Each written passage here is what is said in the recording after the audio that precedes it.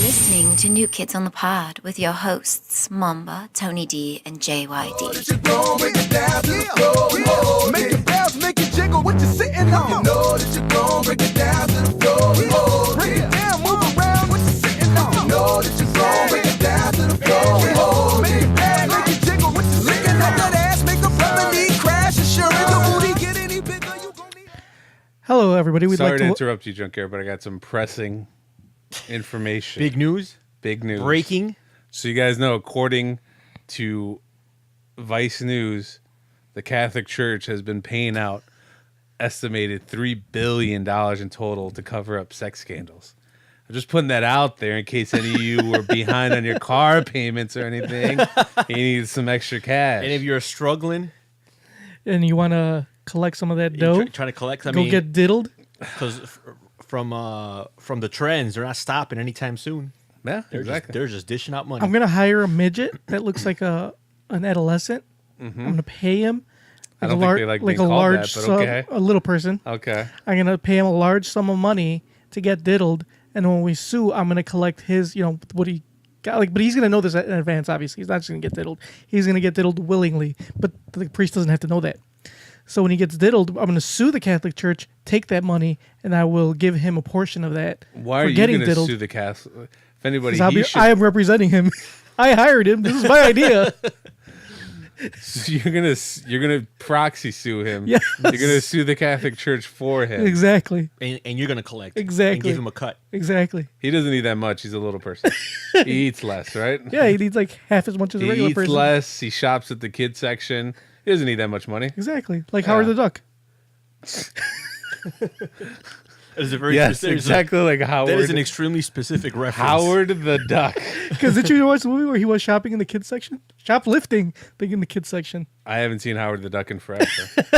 Anyway, we are New Kids on the Pod. I'm behind on my Howard the Duck lore. For those who don't know, it was directed by one George Lucas, It was. the director of Star Wars. I'm JYD, that's Momba, and then Tony Yo. D is with us.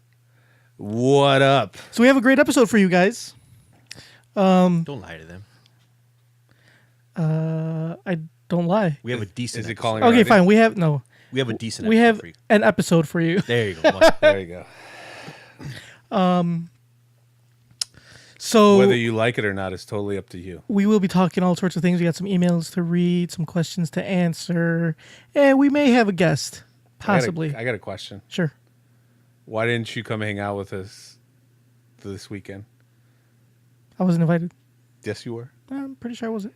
Well, you probably weren't invited specifically, but I was in the same WhatsApp group message. If you don't at me, I don't pay no mind to it. Just like Tony does. Yeah, you need to at me. So unless I was added, I just assumed that invite wasn't for me. Did you add him, bro? Is that how you really feel, or is that No, he wouldn't have gone anyway. is that your excuse? A little bit of both. We went to this place called Metropolitan. But I heard it was Ma- bougie. Not really. That's Bougie? what someone said. On No, it just sounds bougie, but it's not. yeah, It's really nice. It's a brewery. It's right off a river, so you get to look at the river. it was downtown. Huh? No, Downtown? No? It was more up north by not Logan Square, Wicker Park, Lincoln Park, maybe. Bucktown. Yeah, but it was really nice. That's cool. I think your wife would have had a good time. What did we do She would Saturday? have got to see another part of the city. We did She something. would have gotten to see a river for the first time. yeah. She's seen a river. There's no rivers in Have fucking she? Mexico. Have she? There's lots of rivers in Mexico. Has she No, there ever? aren't. There's even that one you have to cross to get to the United States. Yeah, but The Rio Grande. Yeah, that one. She crossed that. how did you see she got Over here? in a plane. Has she ever seen a large body of water in person? Yes. Has she ever been to a beach? Yes. There's no beaches in Mexico. Yeah, there's fucking shit ton of beaches in Mexico. Not It's- the part of Mexico she's from. but still, she's been to the fucking beach. She's not like she never left like wherever she's from. I doubt it. Like she's in a very like central location, like very. Still, it's not that it doesn't take that long to get to the beach. The beach is like 4 hours away. That's like from here to long St. time. Louis. That's very inconvenient. It's from here to St. Louis. Has she seen a lake before? Yes, she has seen. There's a no lake. lakes in Mexico. There are lakes. No, they're not. There's all sorts. All the bodies of water you are mentioning they do have them in Mexico. I doubt it. We have lakes here. We have 4 of them. You have more than 4.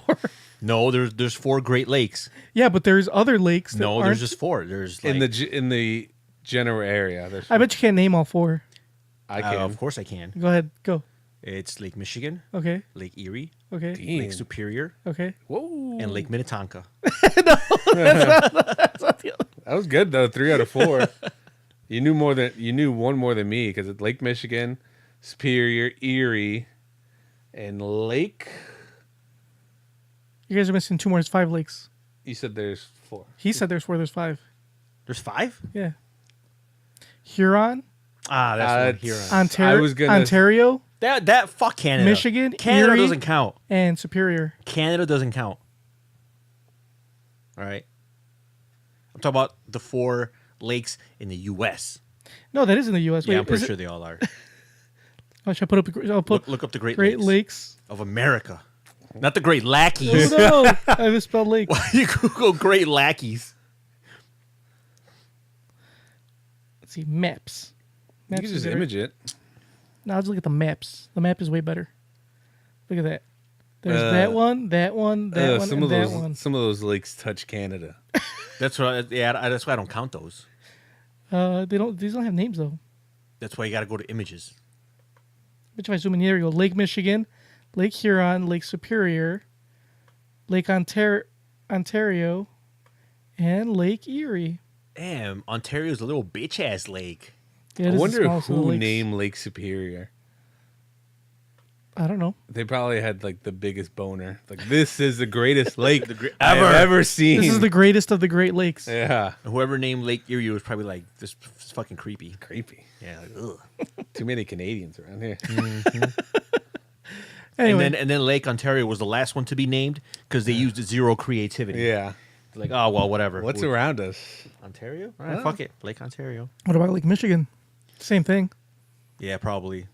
It's like, where are we right now? Michigan? All right, that's Lake Michigan. Michigan. It is. So what lakes do they have in Mexico? Lake They have all sorts of lakes. Chihuahua. Lake Tiki-Taka. That, sir, is racist. How's that racist? I don't know. It just sounds racist. I think it's. If it sounds racist, that means it is I think racist. that's a lake in Peru, Oh. which Yeah. is close enough to Mexico. That does sound racist. Don't record me. Don't record record me, me, bro. Don't record me, Why bro. don't you fix your headphones? Why are they like all up on your forehead? Who? You. What about Look my at- headphone?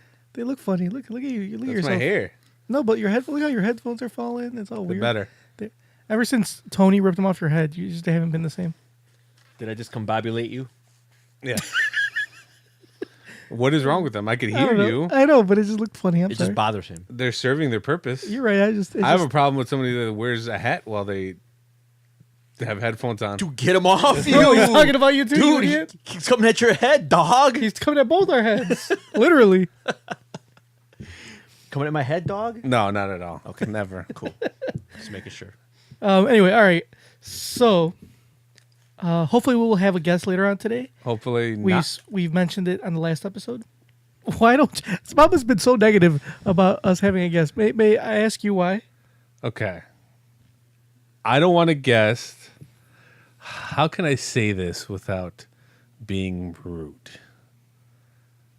I don't want to guess because one, we're going to do it over the phone, right? Yeah, but we can't And those, in studio. whenever we talk to somebody over the phone, it's already terrible Why? No, it's because not. it just sounds bad. It doesn't sound bad. It doesn't sound good. It sounds fine. And also, I guess he's gonna hear. He's not listening now, right? No, he can't be. It's Okay. not live, you idiot.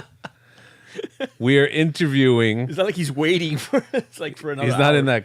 He's closet. probably he's gonna listen. Probably He's listen to this probably after behind the the fact. closet right He's behind there. the closet. He's gonna listen to this after this. I'm sure. Okay, well, I don't want to censor myself.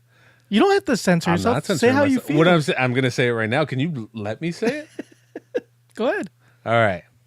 I don't want to interview somebody. It's cool to interview somebody who's actually made a movie, but I want to interview who made a movie that I enjoy. I enjoyed Now it. I say that with all due respect. I enjoyed it. Tony, did you enjoy it? I enjoy the lore behind the movie. Like the whole story behind it was like how it was made and then it was blocked. What movie are we talking about? Yeah, for those who who don't know, we're talking about a movie called Don's Plum. If you're an avid listener of the show, you probably heard us mention it a couple times. It was a movie made by. Well, we can play it later when. I know, but I'm our saying like guest it's a comes movie on. He's made giving by. them some general. It was made by Leonardo DiCaprio and his buddies. Or they started it. The Pussy Posse. They star in it, and it's pretty much like I don't know, like from what I've read, it's just like Leo had just done what fucking Titanic. He's a mega movie star, rich, so he decided, hey, I want to make a movie with my buddies. Well, sure, he all the money in the world, do whatever you want. So he did. At least that's what And we think happened. We will get That's what the we true think. We're story. gonna find We're out. gonna get to the bottom of it because from what I've read, it's like Leonardo hated it and he blocked it from being released, and it caused like a lot of issues with the writer, or the director, and I don't know. Producer, everybody that Which worked on it. we're gonna basically. find out. We're gonna get to the bottom. So of we this. have the writer / producer of the movie. What Yes. name is Dale. Dale Wheatley. Yep. So hopefully he's gonna give us a call later and we'll talk to him. But we'll get more into that later when he calls. That is For correct. now, don't record me, bro. Don't record me. But that is my. But that Is that your gripe? not my gripe. But that because Junkyard kept on asking me why don't I want to do it. That is why. I think you just don't like the fact that there's a possibility that yet another person is going to take attention away from you. You might be right. You don't like any guests ever. That's You what don't I'm like saying, Dr. like- Cologne. Like I love Dr. Cologne. I mean, not on the podcast. I don't like him as a person, but I like him on the podcast. I was about to say the opposite. I'm like, about you. You probably like him as a person, but not as a guest. Yeah. But no, it's the other way around. You don't like him. No, What Dr. about, Cologne. we've had lots of guests on this episode. We've had Alabama, Sasha. I think Mamba's like, he's like that little kid who like just learned how to do something really cool, and he's afraid that someone else is gonna show up and do something cooler. So he has to like try to avoid bringing anyone around That'll ruin it. that'll ruin it. It's like you just learned a trick, like you just learned how to juggle like 2 balls, and you're afraid that someone's gonna come by and juggle 3 of them, and you don't want that because you've already I wanna hold on. you've reached your limit, and you know you can't do better than that. So subconsciously, you don't want anyone around you that could take away any type of attention. So am I purposely trying to hold us back? I think so. 'cause I think it's subconsciously. Subconsciously. I think you're afraid. See, I really was excited to have him on for a couple of reasons. I was excited to talk to anyone. Yeah. This is the first time we're gonna have a guest that we don't actually like know. Yeah. It's the first stranger to be on this podcast, aside from like listeners. Yeah. No, yeah, strangers. Who? That guy that called from Cleveland. That's what I said. Aside from listeners, Aside from like people that just this is like an actual like a person we've like invited on. Yeah. This is the first time we've ever invited anybody that was like the one time we invited Miles Teller. He never responded to me.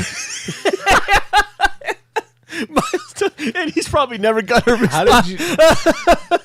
Did you tweet him? Yeah, I tweeted him. Did you add him? Did you add him, bro? I did add him. Oh, okay. If you add him, okay. He When just was completely- this? When he came out with what was it that he came out with? Was it Whiplash. no? It was after Whiplash. War Dogs? It was probably I think Fantastic Four You should have. or War Dogs. Maybe it was War Dogs. You think after Fantastic Four, Yeah, he should have been wanting to. He would have been like, Yeah. sure. No, I guess. think it was War Dogs. I think it was War And Dogs. after like he didn't respond, you should have been like, "That's why Fantastic Four sucked." yeah. That's not why it's like. But anyway, so yeah, he didn't get back to me. So Miles Teller never got back. I like how you said it like there was a possibility that he might have said when you know there was 0 chance he was going to say. you never yes. know, man. You never know. That's true. You got to keep inviting people. you said you said it like there was a miscommunication. Yeah, like Like, I yeah. don't know what happened, man. I invited him. He just never got back to me. Yeah, like our people didn't get in contact with his people. When in people for us, it's just you. Anyway, So who are you going to invite next? I don't know. We'll see. We'll see. The sky's the limit. Make man. sure you add him though, bro. Yeah, I will. And then this time, Dale actually reached out to us about talking about, when we mentioned the movie on the last podcast. And then I invited him, and he said yes. So I said, fuck, why not? Let's have a fucking guest that we don't know. That can provide some insights. That can provide some insights into something that's popular culture, whether it was, super popular or not. It's not, thing. I think popular culture Leonardo is DiCaprio is by far probably the biggest actor in Hollywood, and we're not talking to Leo, right? But that's fine. We're talking to someone that made a movie with him. You can say whatever you want, whether the quality of you, whether you liked it or not. I enjoyed it, but if you didn't, whatever. Everybody's entitled to their he opinion. worked But he directly worked directly with Leo DiCaprio. How many people do you know that worked with Leo? Have you? Do I know personally? Have you worked with Have Leo? you worked with Leo? I know of them. Have you worked with Leo? Have I worked with Leo? No, I'm just my people haven't gotten in contact with his people. Tell him about all the bums you work with, like that you got to kick out. Oh yeah, Those are great. Pretty sure I kicked out Lucas Haas once or twice.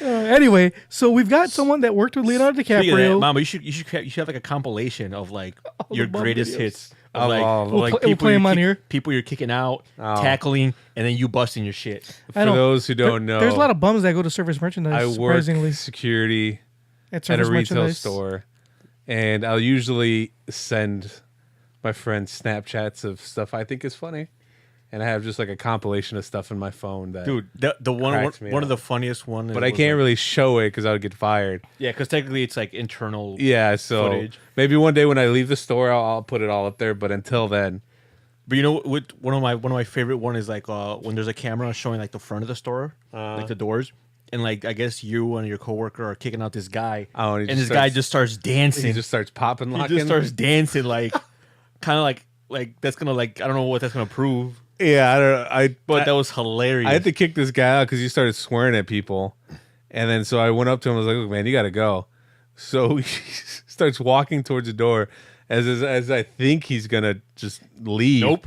He starts dance. He starts popping he and starts percolating. And Dude, that shit was. he fucking starts funny. percolating in the front entrance for a solid minute, and it's probably one of the funniest occasions at my job. I have another video. Oh man, these are just like too funny to describe. Like people have to see them, but Why don't you bring them up one day and we can pull them up on the? We could do a Mamba's video a week. when I leave service Or every other week, when because I you don't leave have service merchandise, I'll put them all up. Okay, Because Like- you can't. Because right now it's proprietary footage. I gotcha. So in a So couple once years, once Mamba leaves the establishment, it becomes a freedom of information. Like when like that guy built a makeshift. He built a makeshift weapon out of a fucking vacuum cleaner and a flashlight. He like had a vacuum cleaner, duct taped a flashlight to it, and turned it into like a spear, but he was holding it like a gun. So he ran inside the store and started like trying to jab me in the face. you know what would have been hilarious if he pulled the trigger on the vacuum cleaner and the flashlight turned on. Oh. and he would like fucking shoot you with it. Ooh. Pew pew pew pew pew pew pew. That would have been pretty funny. So what'd you do last weekend, Junkyard? Since you didn't hang out with us, I went I tried I took my wife to go have ramen. She always wanted to try ramen, so we went to a ramen restaurant. really, you can buy that shit at like Target. Not like that kind of ramen. They not have that, them like they're like it's like a box from for like $3. not that kind of ramen. She wanted like authentic the ramen. beef Look at her, Flavored she's never had fucking. Maruchan? Yeah, she has had She's never had. Maruchan. She's never had Maruchan, and yet you expect me to believe she's been to a lake.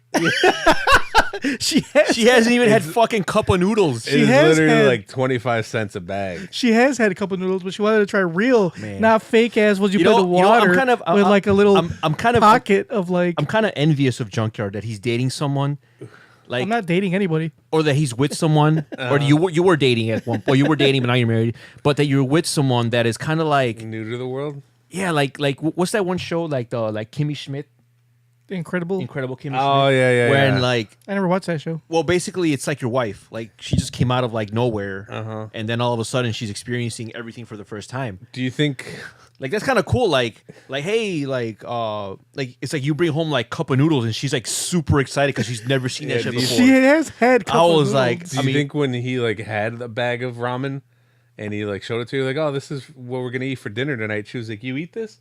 And he was like, yeah. And he turned his back. When he turned back around, she took the ramen out of the bag and just started eating it dry.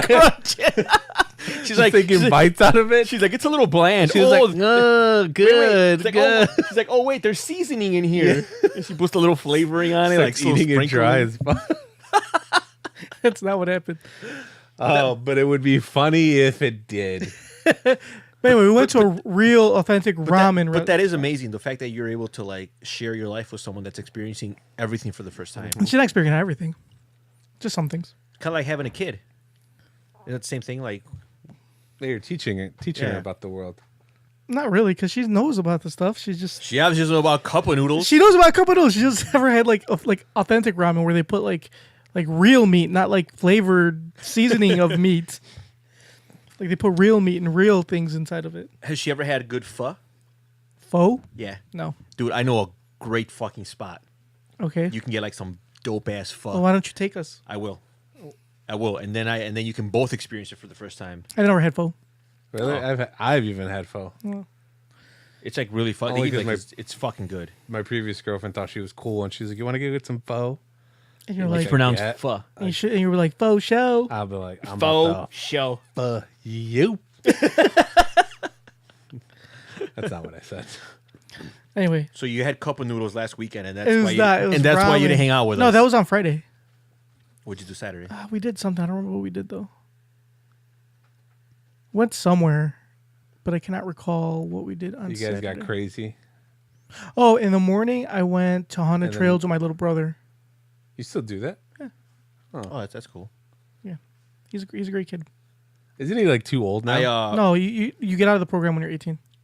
I'm not teaching this year Why not? because they changed the schedule, so they don't have a Saturday program anymore. They do it during the week, like either Wednesday or Thursday, at like 6:00, and it's like there's no way I'm gonna like. If you leave early, you can make it. I could do that, but the problem is I'm the only one in my department. Oh. Like it's not guaranteed that I'll be out. Like if and not anything only happens, that, you know how shitty of a drive that would be if you Yeah. come all the way from Oak Yeah. Brook. Fucking traffic is a bitch. and from there's over no there. and there's no like side street shortcut. It's just fucked. Whether I take 22nd, whether I take 290. What was I gonna say? So I had to like forego this year. Oh, But last weekend I did get fucked up. I got fucked up. on Hennessey. So on Saturday,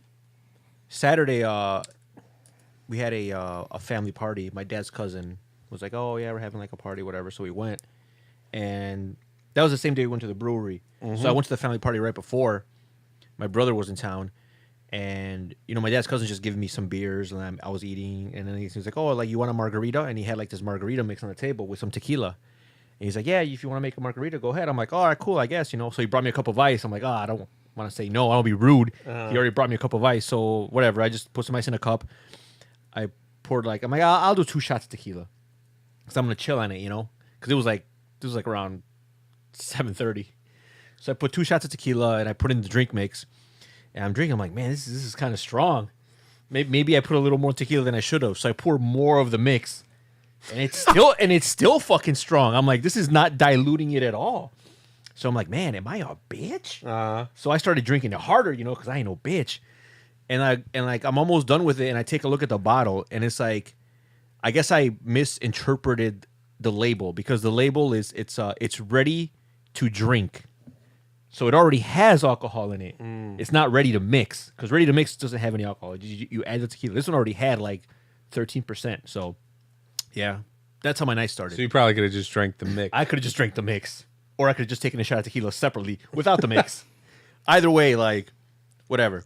So then we all meet up at the Metropolitan Brewery, and that was pretty cool. We had the Oktoberfest, those big ass. I think they were Steiners. they were like- They're a liter. yeah, so they're like 2 pints. How much is that in American? Yeah, look it up, Junkyard. What? How much is 2 pints in American? No, pint is American. How much it's is not. no? Is it no pint? No, I'm pretty sure you don't, because when you go to a bar Like or a when- pub, they're like, "Can I have a pint? 2 pints, 2 pints, please."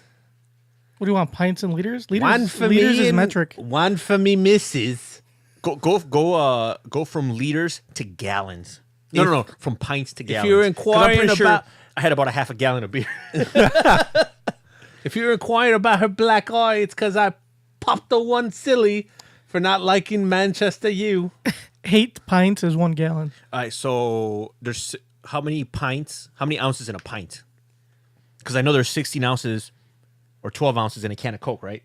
I thought it was 12. That's not, okay, 12, because there's 12 in this bottle. How many ounces in a pint? 16. 16. You know what else is 16 ounces? 1 pound. So I had 2 pounds of beer. So So you had 2. So you had. and it was October. pints. So it was Oktoberfest. It wasn't like no Miller Lite. So you only had 2 pints. Yes, I had 2 pints because that much? because when I got there, it was already like they were closing up. Oh, okay.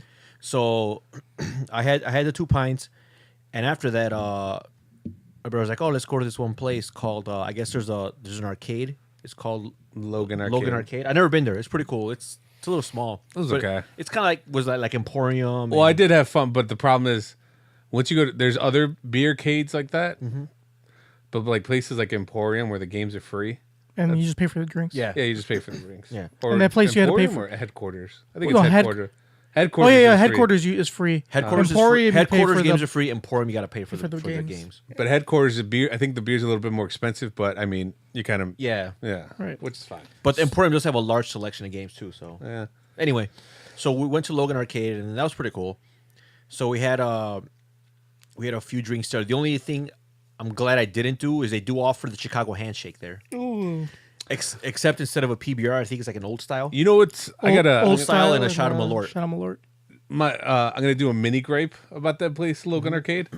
Should I hit uh, the sound? Huh? Should I hit the sound? I don't care what the fuck you do.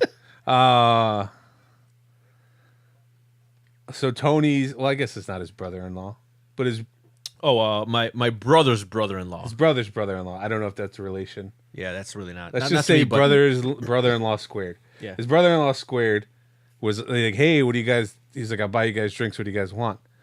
And then somebody said, "Can we get an Irish car bomb?" I think it was Turok. I'm pretty sure Truck did not ask for an Irish car bomb. You figure he wouldn't since he's so adverse to them. He did not. I'm pretty sure he did not ask. I'm But pretty sure somebody said it trolling. Somebody said, "Give me an Irish car bomb." So your brother's brother-in-law went to go get them, and he came back. He's like, "Sorry, man, no Irish car bombs." So it's just straight whiskey. No, he said this is a. They said that this is a vegan bar. I'm like, what the fuck? Wait. It's What's a vegan what the bar? fuck's a vegan bar? I didn't know those existed. That's what he told me. He So- went up there. He went up there. Look up Logan Arcade. He went up there once, and All I know is he came back with shots. Like yeah, but he had shots of Jameson. Okay, what do you want me to But look up? This Let's is hear. this is before, because before he came back with the. Just go on their website, see what Yeah. they say. A vegan bar. I've never heard of that.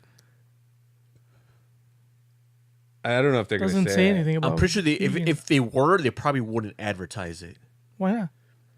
because that's not really a Oh, it draw. says with free popcorn, vegan. Oh, okay. So then they wouldn't have car bombs because Bailey's has dairy. Cream, yeah.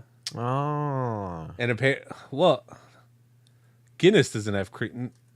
No, like animal products in there. What's funny is that it is a vegan bar, so they don't serve. Obviously, you need Bailey's for. But see, if you're a vegan bar, you think you like find some kind of substitute. I'm pretty sure there's like a vegan. There's a vegan creamer. Anyway, I digress. But they had no problem letting the tamale guy in, selling those dope ass Oh yeah. tamales with plenty of meat. But yeah, that was my gripe. They were like, "Oh, this is a vegan bar." What kind of bullshit is that? So, so after that place, we went when they were going to Nick's. Oh yeah, I know. Did you come with us to Nick's? No, I don't Yeah, remember. Bailey's I wanted to contains go. 50% cream. Oh. So after that, we went to. So after Logan Arcade, we went to this other bar at Nick's. It's like an after hours bar because that one's open till It's open till 5. on open till Saturday. 5.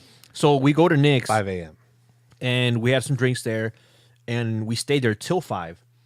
And after that, I think everybody was done. I think most people were done after Logan Arcade.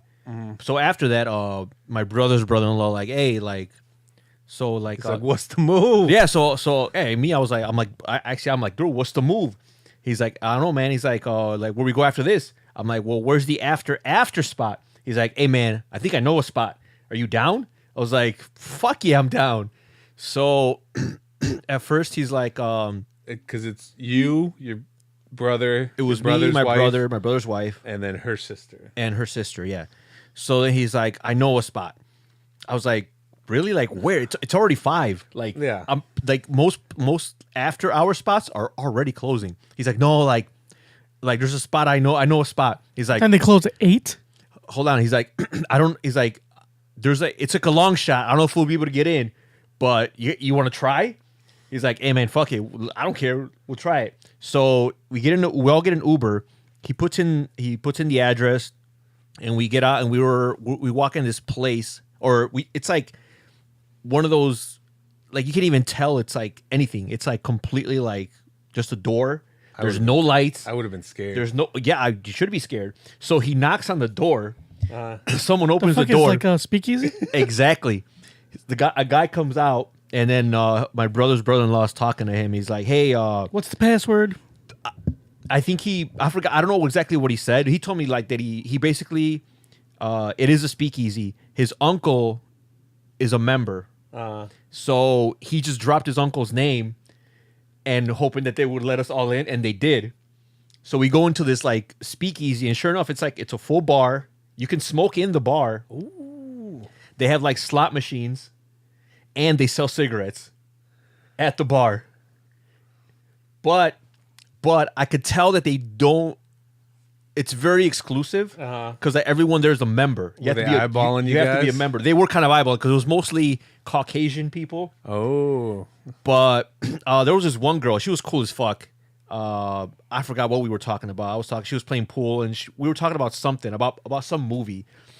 And this was towards the end of the night, so I was already really fucked up. But beers were cheap. Beers were like $4.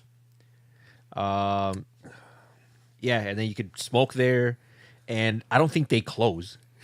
I think it's like it just opened. It just opened because we were there for a good while. I don't even remember what time I got home. So I remember I asked him, like, I told him, like, dude, like, how'd you like are you a member? He's like, no, man. He's like, my uncle was a member, like, I don't know, back when, like, honestly, I had no idea they were going to let us in. I've never been here. I've never tried to get in here. My uncle's only told me about it like once or twice. So I figured, fuck it, I'll try it. What if it was like you guys were walking into like an eyes wide shut scenario where everybody's wearing a mask? Oh, and that they're would have all been cool naked? because that means you get to fuck. Yeah, but then your brother would have been walking around naked. Oh, yeah, that would have been a big minus.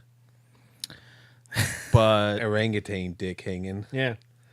Yeah, and then the day after that, one of my coworkers, Bethany, she was having a Shout out to baptism. Bethany. Shout out to Bethany. She had a christening for her son, and obviously, a Mexican party is pretty much just booze, and her cousins and her uncles are like, they're pretty heavy drinkers, and so I get there and I'm just drinking some beer, whatever. I'm taking it easy because obviously I'm still kind of like fucked up from the previous day.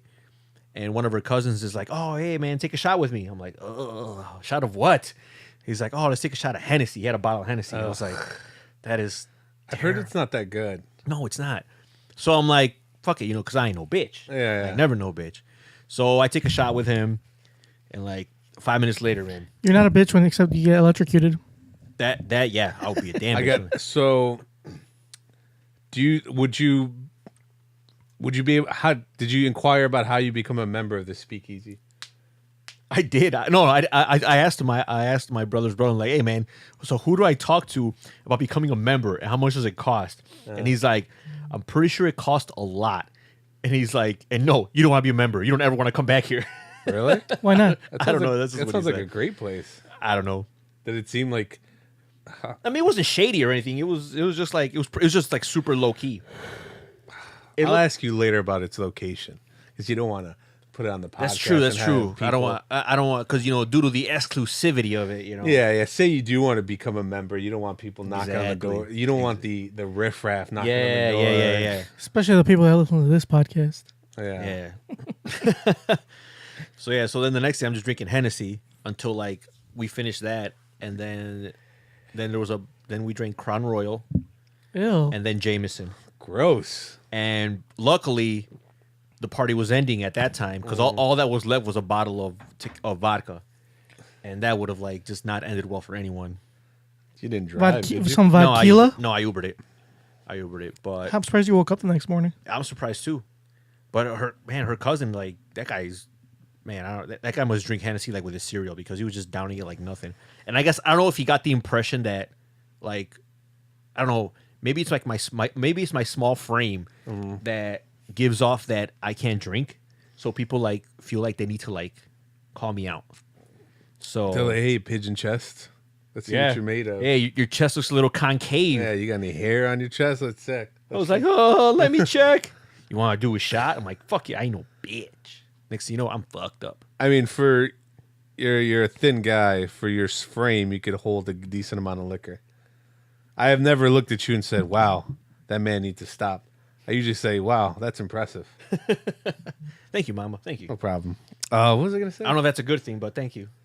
I wanted to stay out later after we left Logan Arcade, but my sister made me feel bad because the day before, my sister has lupus disease, which means Oh, you did the walk, right? yeah, which means that since she has lupus, when there's a full moon out, she turns into a werewolf. I thought that's being a lichen. Yes. Ah, okay. Same thing. Same thing. Okay. Potato. I don't know why I told her that I would walk with her, but she texted me the day before. I know She's why like, you told me, because he told you like months ago, and you're like, yeah, sure. and then I completely You thought forgot about. because you told her it was enough time to where you thought that day would never come. Yeah, and it did. And And she it- was like, she was like, then "Hey, that are you day walking with came. me tomorrow?" And You're I'm like, like, "Oh, "Where? fuck." What are you talking about?" And she was like, "The lupus walk." I'm like, "I totally forgot." And then I felt bad because she was like, "Fine, don't worry about it." And I was like, "You know what? No, I'm not gonna let you down." And I did it. I walked 3 miles. I did. I saw the picture. Good job, Mamba. Good job, Mom. I'm proud of you too. I'm proud of you for not staying out late and being so fucked up that you I couldn't do mean, it. I stayed out late. I got home at like 3:30. Oh, that's right. Yeah, it was Yeah. still kind of late. But Yeah, good I on still, you. I still Good on did you, it. Mamba. Good on you. Yeah, and our friend Mr. Bernard had like didn't he have like some type of like baby class for like 10 hours or something? Oh yeah, but he drinks 2 beers and he's done. Yeah. He's gonna be a father now. So whenever he drinks 2 beer, he's like wobbling back and Should forth. he should he be like as soon as the baby comes, is he gonna stop going out? I don't know. Probably. I mean, is that not what usually happens? I think so. Yeah. Anyway, let's get to our Urban Dictionary word of the day since we've been talking nonstop. We even got to our word. So That's good, right? Usually you like it. Like that means. yeah. Anyway, today's word. So we shouldn't ruin it with something like. This word's hilarious. It's a tad bit racist, but it's hilarious. I stumbled across it. I did one of those in Urban Dictionary gives you like the automatic Yeah. search, like the what do you Yeah. call it, the random search. Yeah. And it just pops up words. Some of them are really stupid. But this was I looked at it and I'm like, wow, that is racistly hilarious. Ooh, then don't record it, bro. Don't record it. All Anyway, right, stop the recording. No. This is off the record. anyway, Just like that racist guy at the Cubs game. and remember this is from Urban Dictionary word of the day, not our word. This is all right. It's from Urban Dictionary. Yeah, yeah. I didn't come up with it. You didn't write this word. I didn't write this word, and I didn't write the meaning of this word. Anyway, the word is Mandingo party. I've seen Django enough times to know. What's a Mandingo party? I know what the word mandingo means. Again, I don't use it. I've just seen Django a bunch of times. I've also seen Django a bunch of times. A mandingo is usually a strong, powerful black man who's a slave. And then, so I'm guessing a mandingo party is you get a bunch of them together. No. I'm gonna guess anyways. Get a bunch of them together, and they just plow through an unsuspecting white woman. Close. That is a very It's good close, guess. but it's not. It's not exactly. But you're very, very close. So, the definition of Mandingo party is black poles, white holes. Oh, see, kind of like Black on Blondes, that one website that our friend used to frequent. Exactly. did you get that because we're in this group chat? Was it you, Junkyard, that sent it? Which? Oh yeah, I did say that. Junkyard sends everybody this video of this white girl getting destroyed. Oh, yeah, she's like getting plowed. By- where did you find that, first of all? Oh, one of my cousins sent it to me. She's getting plowed by like a 1 foot dick. This guy has the biggest dick I've ever It's seen. it's thick. It's like thick the too. girth. It's long. It is. It's It huge. is. It's just. It's got a girth and Length. and length. It's, Now- it's probably bigger than all three of our dicks put together. Probably. yeah, and yeah, and girth combined too. Combined girth and length. I just didn't like. I was in awe because I'm pretty sure her. And she took it all in her mouth too. Yeah, I'm pretty Like- sure her uterus was prolapsed. Anyway, so let me use it in a sentence. Hey, Malcolm, let's dirty up the white snow at Aaliyah's Mandingo party because a Mandingo party don't stop. Let's dirty up the white snow. So whenever you guys use Mandigo Party, which I hope you Definitely don't, not going to use it. you will hear. Definitely not going to happen. Anyway, that's today's Urban Dictionary word of the day. Hey, Malcolm. I don't know, man. I don't know who comes up with this shit. Anyway, all right, let's get to a couple of emails, shall we? I like how for every word, there's always like a little link at the bottom, like trying to sell the Urban Dictionary merchandise. Oh, yeah. So it's like whatever word you're looking up, get a blank mug. So it's like get a Mandingo mug. I'm like, no, I don't think I I don't think you one want of those. that. Anyway, so let's go ahead. Let's start with, I think we have an email from a female listener by the name of Short Stack. She says, the double standard for paying on a date. Remember last episode we talked about paying? Mamba was talking about paying for his girlfriend. I'm not interested in hearing a woman's side of this. So He's such a dick. And we played a little clip of that video from I'm just the kidding. guy that was talking about. Short Stack. I'm very interested in hearing what you have to say. So she says, I agree. We should automatically expect for the men to pay for everything. I do feel the moment you voice that expectation, you owe them something, whether it's sex or not. It is.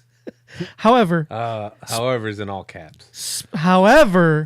Speaking from personal experience, especially Hispanic men, whether or not you as a woman are working, you are still expected to care for the home, husband, and kids, if any.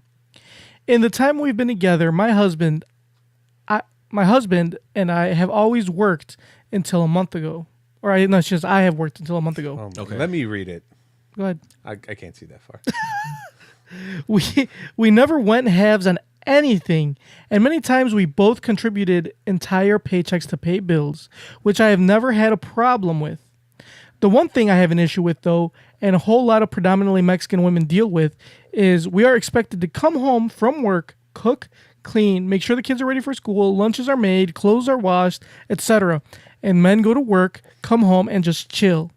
If I'm going to be working and contributing financially, then his ass is expected to go to work, come home, and help the fuck out here too.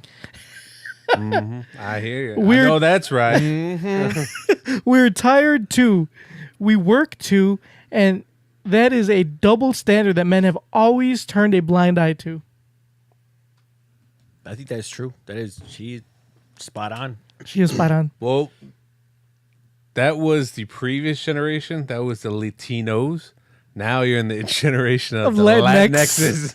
Yeah, the Latinx. So we are more than happy to take care. We're a little more receptive to that because I think, unless you marry a girl from like the old country, like Junkyard, then yeah, she's probably gonna expect you to pull your weight around the house. From the old my wife is from the old country, and she expects me to pull my weight around. Oh, she's defective then. Should I return her? You need to return to sender.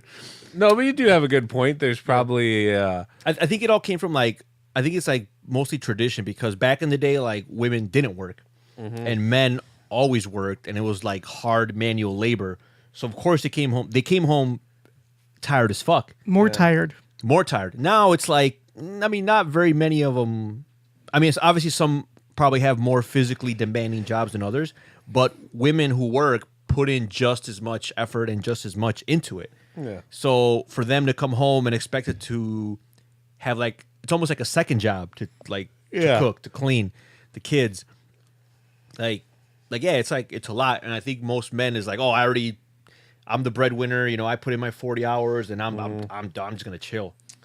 So yeah, I think that's kind of fucked up. I think it's changing though. Well, I don't know about everybody, but like me, like my girlfriend the other day, she was like, "Oh, you're at work. I'll wash your clothes." I'm like, "You don't have to wash my clothes. I'll do it myself. I don't want you to feel obligated to wash my clothes. You know what I mean?" Mm-hmm. Good for you, Mamba. And then she's like, "I'll cook for you." Yeah. And I'm like, "I don't want to eat your food." I digress. Shit. But I usually make my own food. I wash my own clothes, or now because me and my girlfriend live together, I wash my when I make food, I wash my dishes. Well, don't all your clothes fit in just one wash? Yeah, you only have 2 pairs of pants and According to 3 your girlfriend, shirts. Don't you just have all stuff in a garbage bag? Yeah, I keep it all in the garbage bag. That's what I'm saying. So you just put the bag, you just like dump the bag out into the washer. Which, by the way, that was harsh, Mamba, when she said that to you. I was upset for you. Oh, and she said, "I'm not But- like you. I can't carry all my stuff Yes, in the garbage bag." I was like taken aback. But I love her. You know what? She's great. Now I don't have anywhere to. I like because my mom was going crazy and she's like, "You got to come get the rest of your shit, or I'm gonna throw it out." So now I got a trunk full of shit and I don't have anywhere to put it because the closet that me and my girlfriend have in our room, It's all hers. all her shit. So I got a trunk full of like clothes that don't fit me anymore. Just give it away. Goodwill. I want to like wear them again one day. Oh yeah, Maybe not today, but soon because but maybe one day I'll wear them again. And then I got a trunk full of comic books and graphic novels. ooh, that definitely you want to keep. Yeah, Just sell those. Make more money. Nah, you no, wanna I'm keep good. those. Anyway, we got a voicemail. I have like plans whenever I have a kid, and He's gonna he inherit goes those. into my study, or my office. He My study. He comes back running with like a graphic novel. You mean your shed? Your Yeah, tool shed? And he's like, Papa, who is Hellboy? And I'm like, sit down, you little figget. I'm I'm gonna gonna tell you a story. I'm gonna tell you a story. Why you shed a tear? I'm gonna tell you a great story. Yeah. By the way, I try to get my girlfriend to call me Papa now. It's not working. She's not going. She's not having it. Anyway, all right. Let's get to this voicemail, shall we?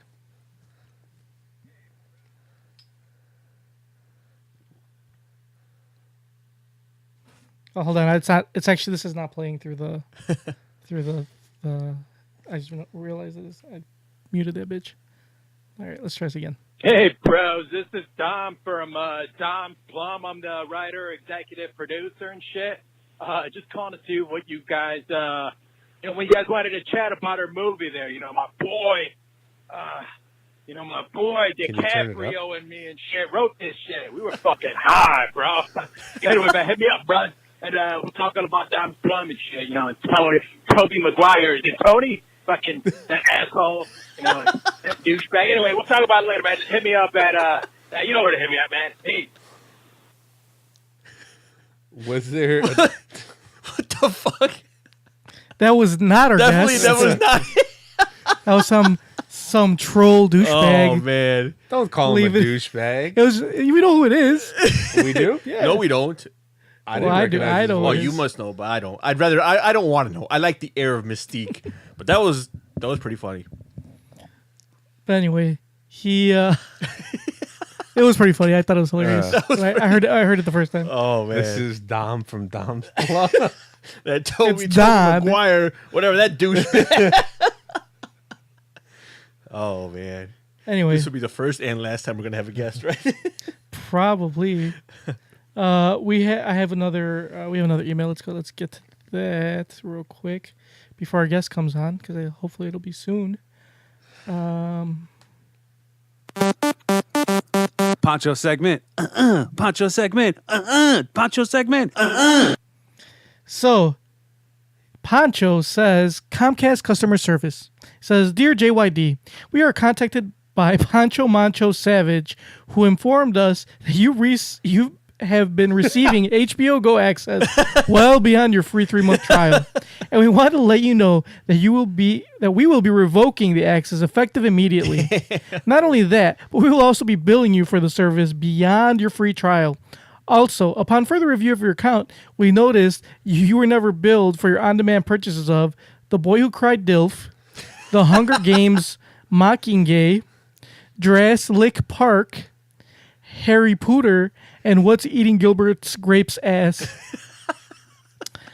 Please log into your account to pay your balance or call Comcast's award-winning customer service hotline. Oh no. Let this be a lesson to you. Don't brag about getting free shit, you disgusting deviant.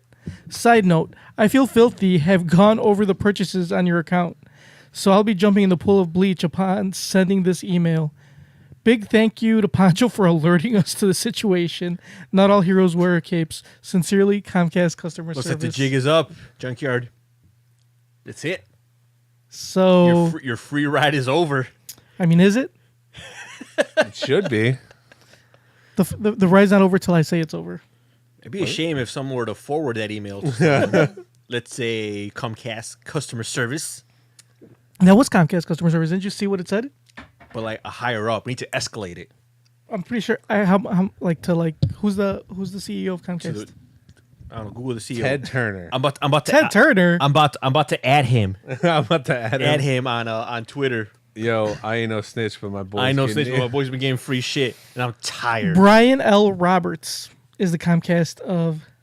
No, he was born. He's young. He's born in November 2002. He was not. He's been the CEO since November 2002. I don't think that's when he You was born. idiot. That would make him like I knew 16 that. I just years thought old. it would be funny.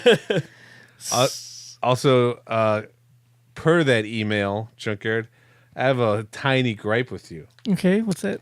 Should I play the? I don't care what buttons you press. Hell no, motherfuckers! Wake the fuck So I guess my girlfriend listened to the last podcast. I guess when we talked about Comcast, I brought up how I messaged somebody that we knew that worked at Comcast. And she's like, oh, that Junkyard's a little instigator, isn't he? I'm like, why? What'd he do? He's like, oh, I was listening to your podcast, and when you brought up that girl that you messaged, he just got really, he just started like trying to egg you on. He's like, oh, does your girlfriend know that you messaged her?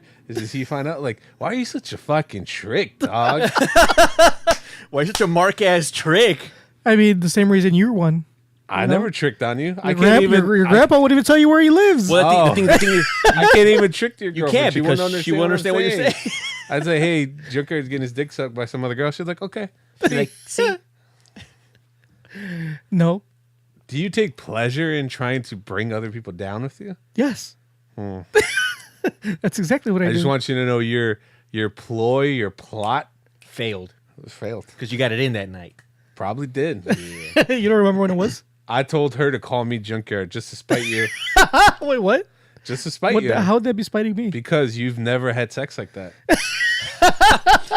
Because no one's ever said your name. Yeah. I'm like, call me Junkyard. All right, Junkyard. Like, nobody's ever said that name. So what if she said my name while she was orgasming, and then every time she says my name, she has an orgasm? Wouldn't that make you feel a little bad? You've never experienced that. So. No, I'm saying, but would it, like, from now on, like, if she sees me and she like says my name, she like orgasms a little bit, and then would that make you feel bad? You're not because I'm technically the one making her like, orgasm. I like say my dick is little. Oh, Junkyard, your dick is so little. You're an asshole, Baba. What? Hey, you're the one that tried to break up my relationship. I wasn't trying to break it up. I didn't even know she listened to the podcast. She says she like listens sometimes she doesn't. You're an instigator, bro. So I am one. Every episode that Mama records is like Russian roulette. Is she gonna listen? She's not gonna listen. It's like you and the Bruce Wayne page. Are you Dana White? Because you like starting fights. You like promoting them. That's right. Damn. I would like to be an MMA promoter. No, I'm just kidding. I wouldn't like to do that. That would suck. It'd be a horrible job. You probably would. You'd probably like. I just hope everybody has a good time. No, I want people to buy the pay-per-view, make some money. Oh, speaking of which, speaking of making money, I might have a new sponsor for us. But that's news for a later date. It's not a sure thing yet, but we'll see. Sponsor, tell us right now. I can't because it's not a sure thing. Yeah, but it's in the works. We want to give them a free sample. We're still waiting for that pizza that Mama's coworker promised us. Oh yeah, right. Wait, what free pizza? This is when we had our what was it, our anniversary or something? I forgot. We hit some landmark. The 100th episode, maybe. I don't know if it was that, but they were like, "Oh, congrats! Give me Junkyard's address so I could send a pizza to you guys." And Mama's like, "Nah, I'm good." I just never got it delivered here. Did you eat it? He got delivered to his house. That would have been pretty funny. So what happened? Where the fuck is the pizza? It's still on its way. How long has it been? You know how long It's been a while. You know how long deep dish pizza takes to make? You know, if it's Domino's has like a 30-minute thing, it's free. Domino's has some great. I don't like Domino's, but it has some great deals. Like what? I don't know. You could get like a large pizza for $6. Domino's is actually not bad. I actually do enjoy I like Domino's. I think it depends on the toppings. Like the other day when I got Domino's, I got jalapenos and mushrooms, and that was pretty good. I was watching Ugly Delicious on Netflix. Have you guys heard that? Ooh, what's that? It's a cooking show, or not? I It's not know cooking, but it's about of food. it. I know it's hosted by David Cho. He's Yeah. a Korean cook, Yeah. and his partner David Chang. No, not him. So it's called Ugly It's just Delicious. him. Tell It's me just- more. It's just him. Yeah. But have you got to an episode where he has his buddy David No, not yet. Show on I've there? only watched like 3 episodes. So The only reason why I say this is because David Show, he was the first person I listened to that had a podcast, and then that's when I went on Facebook and said, "Oh, I should make a podcast." And then that's when you got super excited and like, "Oh, I have the equipment. Let's do one." And now here we are. now we are bringing the best podcast Yeah. to the world. We're bringing a podcast. So, Well, same thing. so if you enjoy our podcast and want to know the inspiration by it, thank David Show. Don't listen to this podcast. Only listen to It this doesn't exist anymore. one. Oh, okay. There you go. Even better. Don't listen You to know his why? old episodes. Because he realized he just didn't like it. Just like And you. he got out of it. How many episodes did he have? He had quite a few. It was called DVD ASA. It was him and porn star Asa Akira. Ooh. And they had a podcast together, and it was okay. It wasn't the best. He was like terrible at interviews, but I thought it was funny That's because he's an eccentric millionaire. For those who know David Show, he's a graffiti artist, and when Facebook was just up and coming, and they had their headquarters or their office, they employed David Cho to paint a mural in their office. They were like, we could either give you $60,000 now, or we could just give you a bunch of stock. And he chose a stock. And then once smart. Facebook blew up, Smart. he became like a multimillionaire. And And when now he sold just his- buys buildings to vandalize them. You mean graffiti him? Vandalize. Yeah, vandalize graffiti, whatever. It's the same thing. If it's his building, it's not vandalizing it. Well, he buys it for the purpose of vandalizing it. Yeah. Like it's the thrill of vandalizing. But if it's your building, you can't vandalize something that's yours. Technically, I'm sure he like. It's kind of like You vandalize your wife every night. But yeah, I mean, yeah, it's still considered vandalizing. Isn't it is. I'm pretty sure that's what he does. Good for him. Yeah. I mean, if you came up on a bunch of money, what would you do? if I came up on what amount would be a bunch of money? Because depending on the amount I come up on, I think I have different scenarios. Nobody knows exactly how much he has, but he had like 200. They estimated his like worth is $200 million. That's a good. I think I would. I think I would buy. I would buy houses, like between my house, and I would throw parties, and I would have the neighbors complain, just so I can tell them to fuck off. Because, that's what I would do. Gotcha. All right, guys. We have a special guest on the phone right now. Oh, do we? Yes, we do. We have Dale Wheatley, the producer / writer of Don's Plum, on the line. Dale, can you there? Yeah, I'm here. How you guys doing, man? Hey, Dale. How's it going? Let's everybody give a round of applause. You're on with me, Junkyard, Tony D, and Mamba. I'm Mamba. What's up, Mama? How you doing? I'm Tony. What's up, Tony? So so we decided to talk to you about the movie about Don's Plum. What can you tell us a little bit about it? I mean, as for our listeners, not everybody that's on our that listens to our podcast, I'm sure, has watched it. So can you? Yeah, and those that have pretty much just know what's kind of out there on the internet, because I'm sure what's out there is only like scratching the surface of what's really like behind it and what happened. So maybe you can give us a little insight. Yeah, sure. Well, let me start out with a little question, if you don't mind. Of you guys, who actually saw the film? We all did. We all saw it. Tony was the first one to watch it. Yeah, I kind of remember. I did listen to your podcast because you guys tagged it up on Twitter, and I got I've got my tweet deck to intercept. My Twitter is my battle for Don's Plum ground, basically, and I caught your podcast. Well, I think you guys know a little bit about Don's Plum, which is that, it was a movie made in the 90s. It stars Leonardo DiCaprio, Toby, Maguire, and other notable actors of the time. And it was a rugged little indie film during one of the Renaissance times of indie film, American indie filmmaking. I mean, that was the rise of guys like Smith and Tarantino and Rodriguez and Baumbach and others. So it was a really fun time in film, and there was a lot of experimental stuff going on, and Don's Plum was one of those experiments. And, shit got crazy for for many reasons. We can discuss some of them today. And the result was that Don's Plum ended up going through a terrible litigation that really ended up getting the film banned in America. In fact, Don's Plum is really the only American film that I know of, and I've looked, that has been, successfully banned by the actors who didn't own it. So it's a very dubious distinction, to say the least. And it's a much maligned film, as you guys probably know, and you guys kind of participated in that, and it's cool, guys. It's cool, man. I get it. But it's a maligned film, and much of that, obviously, the cause of the lore and legend of its past. But so that's kind of Don's Plum in a nutshell. I'm the writer-producer of it. I also played a small role in it. But I'm one of the writers and the producers, and as of 2014, I sort of, I was like, before it was cool and trendy to break your NDA, I broke my NDA and decided to speak out about the absolute, utter fucking bullshit behind the demise of this film domestically. And, I've kind of begun what I knew to be at the time, and I'm now realizing to be true, a multi-year, possibly multi-decade battle to try and get this film that I love so much released in the U.S.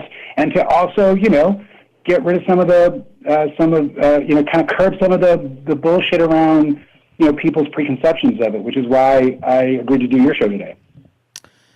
Great. Yeah, and we apologize for that. I guess the misconception. I guess from Tony had watched the movie first, and you had already read some things. I've read about it, and I think the reason I was interested in it was because of the lore behind it, like the story behind the making of the movie, and that to me was like, oh, that's kind of interesting. It's kind of fascinating. Like, it had all these actors. It was an indie movie, and from what I've read, it's that Leonardo didn't like it after it was made.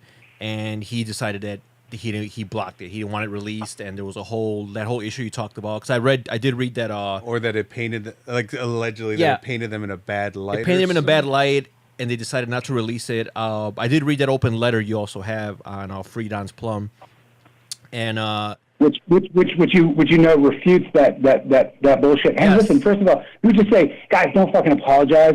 The reason I actually decided to come on your podcast and reach out to you and say, hey, if you guys want to talk about it, let's talk about it, is because I thought you guys were fucking funny, for starters. Thank you.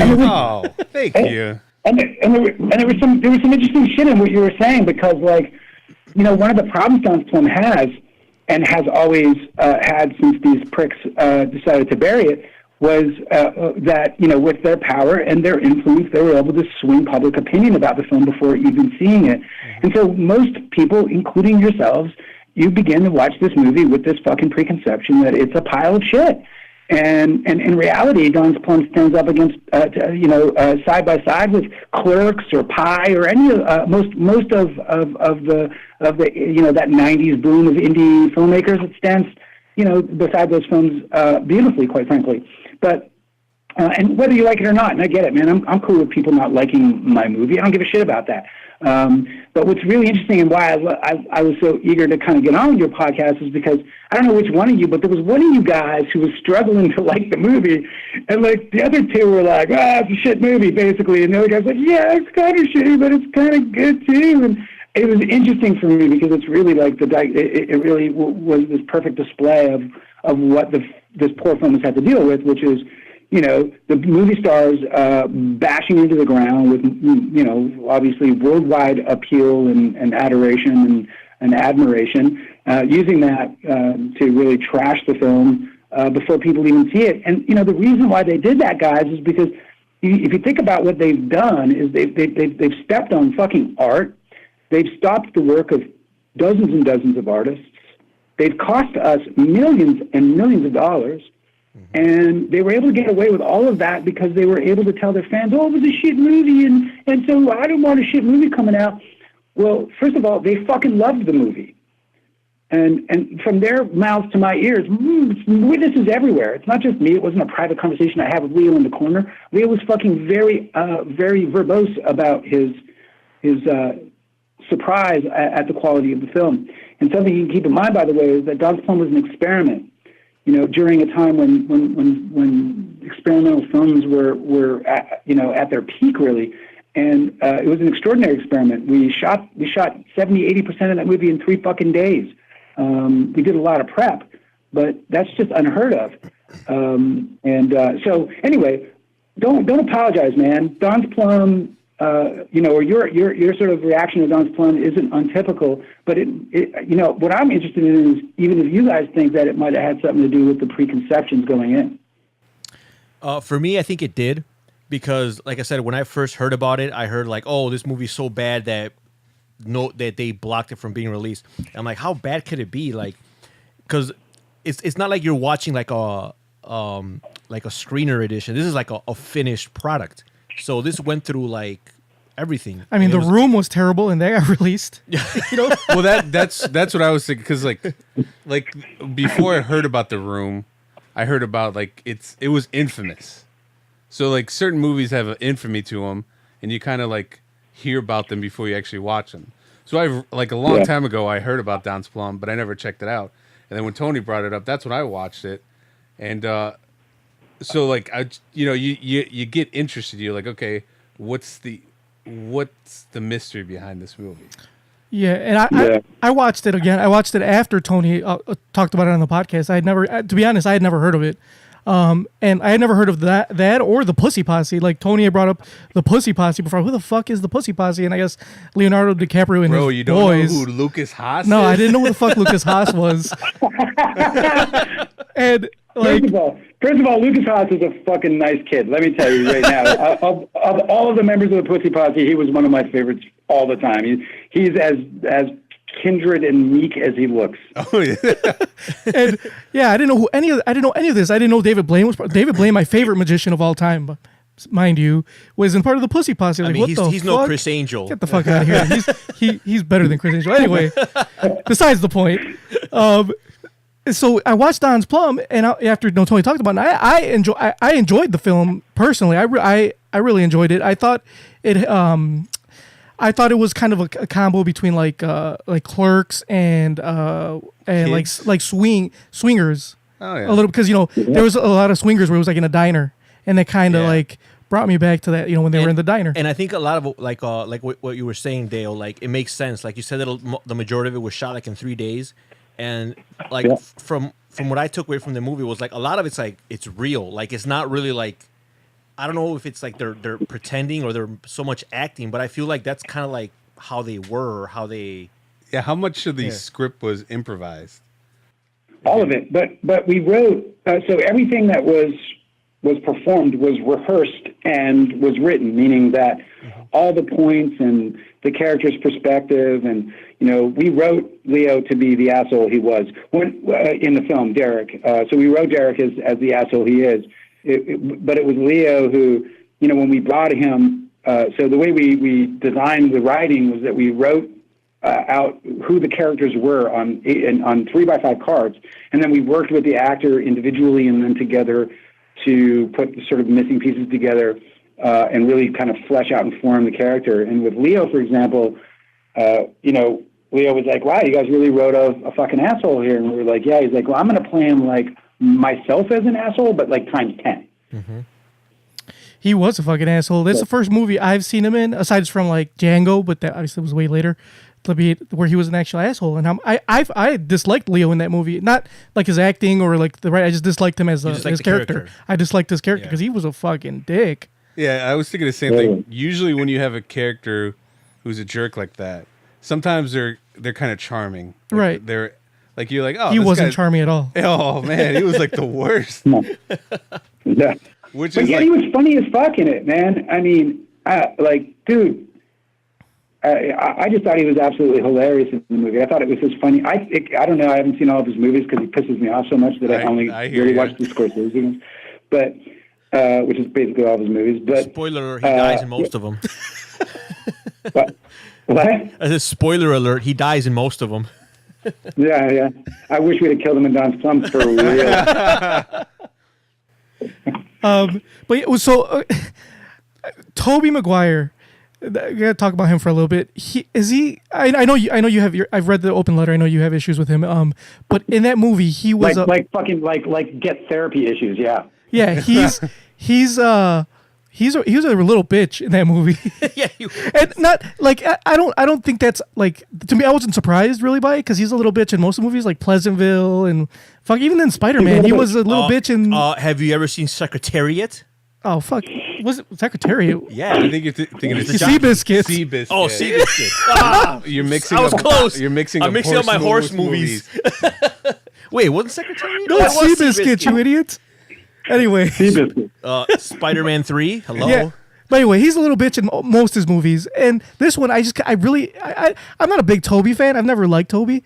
But I was thinking about that today. I've never seen a movie like advertised and like starring Toby Maguire. I'm like, oh, I'm definitely gonna see that. That's never been a selling point for me. Spider-Man 3. Yeah. I didn't see. I know it's kind of like come over here and get herpes. You know. It's like, So was like- it? I'm sorry. Go ahead. no, it's cool. No, is he really that much of a little bitch in real life? Like, I mean, he just seems like it. He just seems like he's just not very, like, I don't know. He's just likable.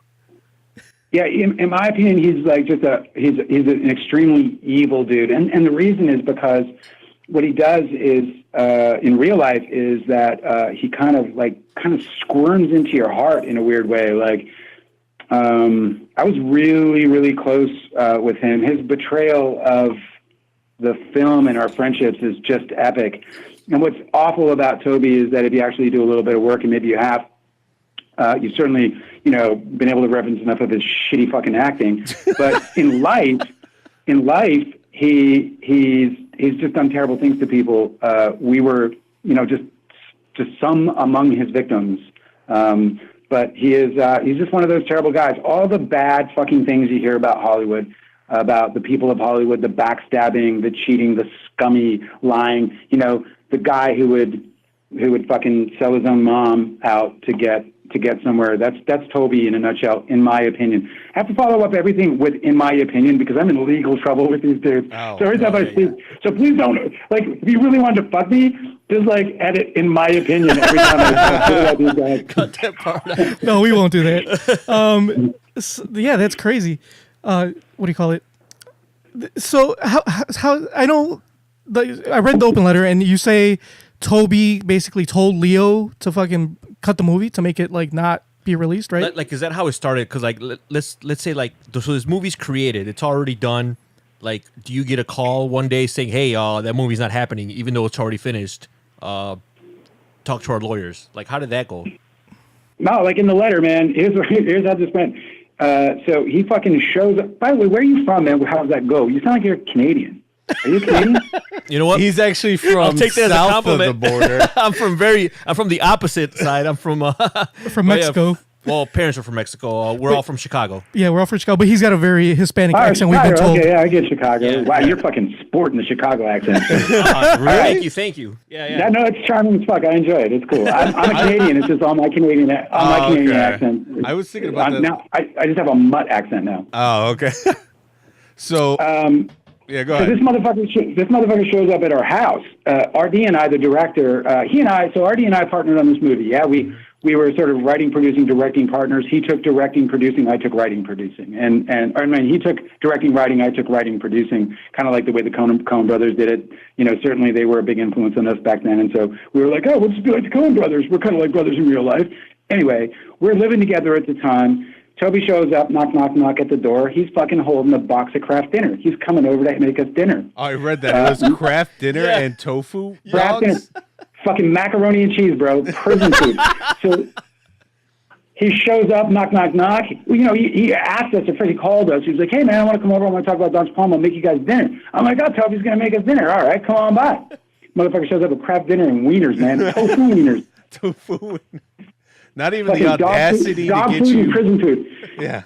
So Not he even shows up ballpark and wieners. he wants to talk about Don's Plum, man. And he wasn't there fucking 25, 30 minutes, and he's screaming his fucking head off that he wants Don's Plum to burn. It was one of the most frightening things that I've ever been faced with.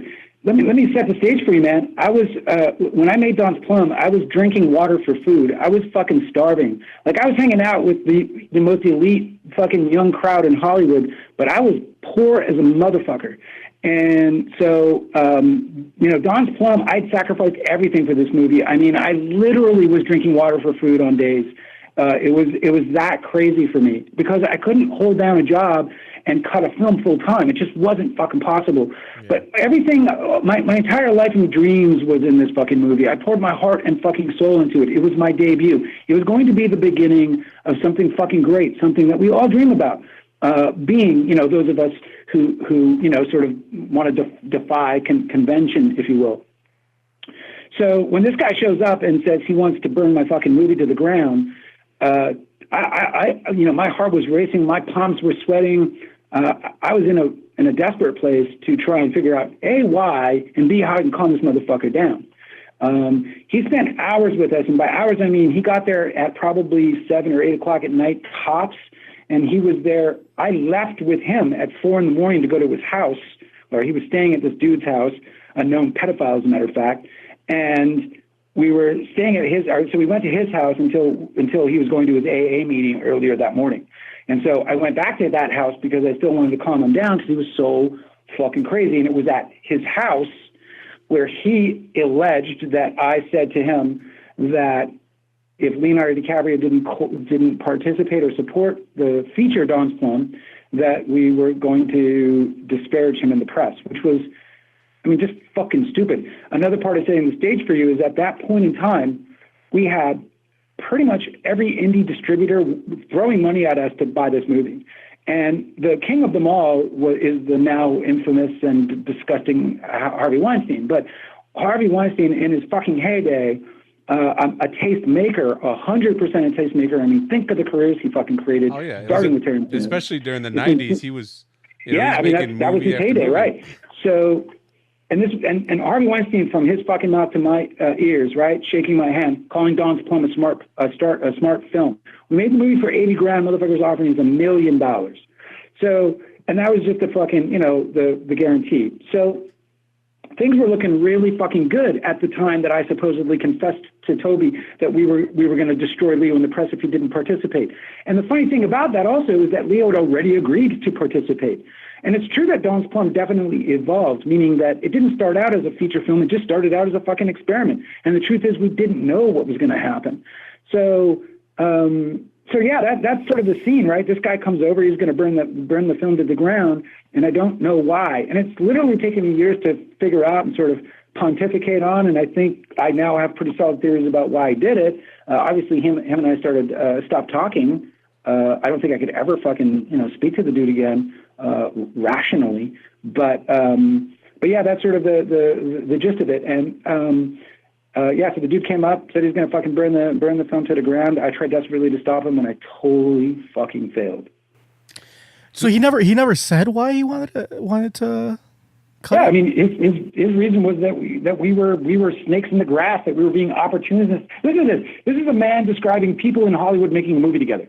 He calls us opportunistic. I'm going to go with on that. Like, fuck yeah. Isn't everybody that's absolutely. Yeah, I'm with that. Yeah, I mean, yeah. If you put Leonardo DiCaprio, if you put any star in a movie, you want him to do good. Do well. You want he's in the star of the movie, so he could sell it, so he can people want to go see him. Yeah, of course that's opportunity. That's everything. Yeah, like Leo is the draw. Yeah, of course, Leo's the draw. Like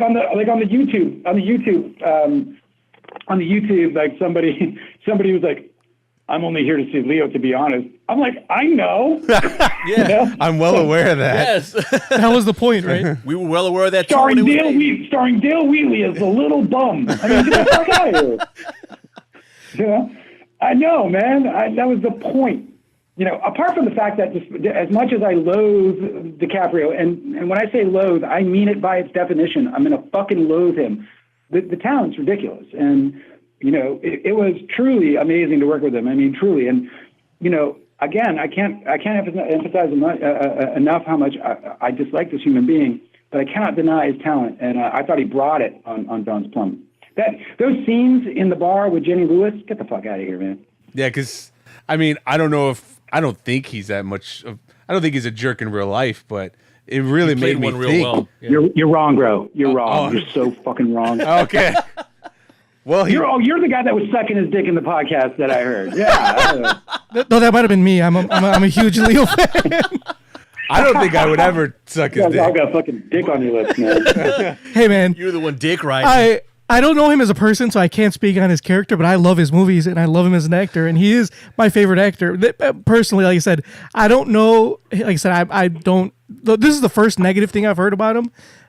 Was from I've heard other negative things about, like when he's trying to save the ice caps. From, from his yacht. But the thing is, I barely started hearing negative things after I watched this movie and after I read about it, and mostly like when I started reading about the Pussy Posse and how they wouldn't tip. That Leo was the biggest non-tipper of them all, and like all they wanted to do was fuck bitches and and not tip. I guess that's one of the main things was. He's a giant asshole. He is a giant talent.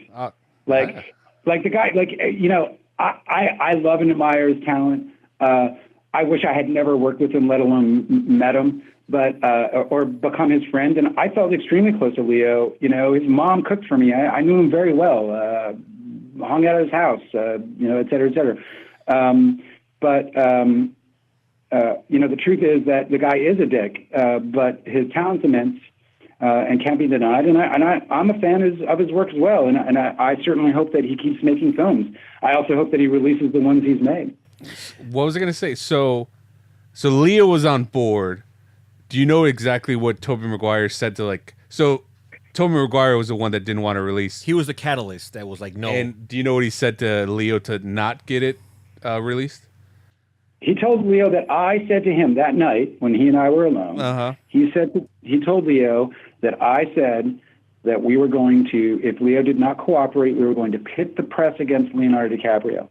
And Leo was particularly vulnerable at that time. His career had not yet taken off.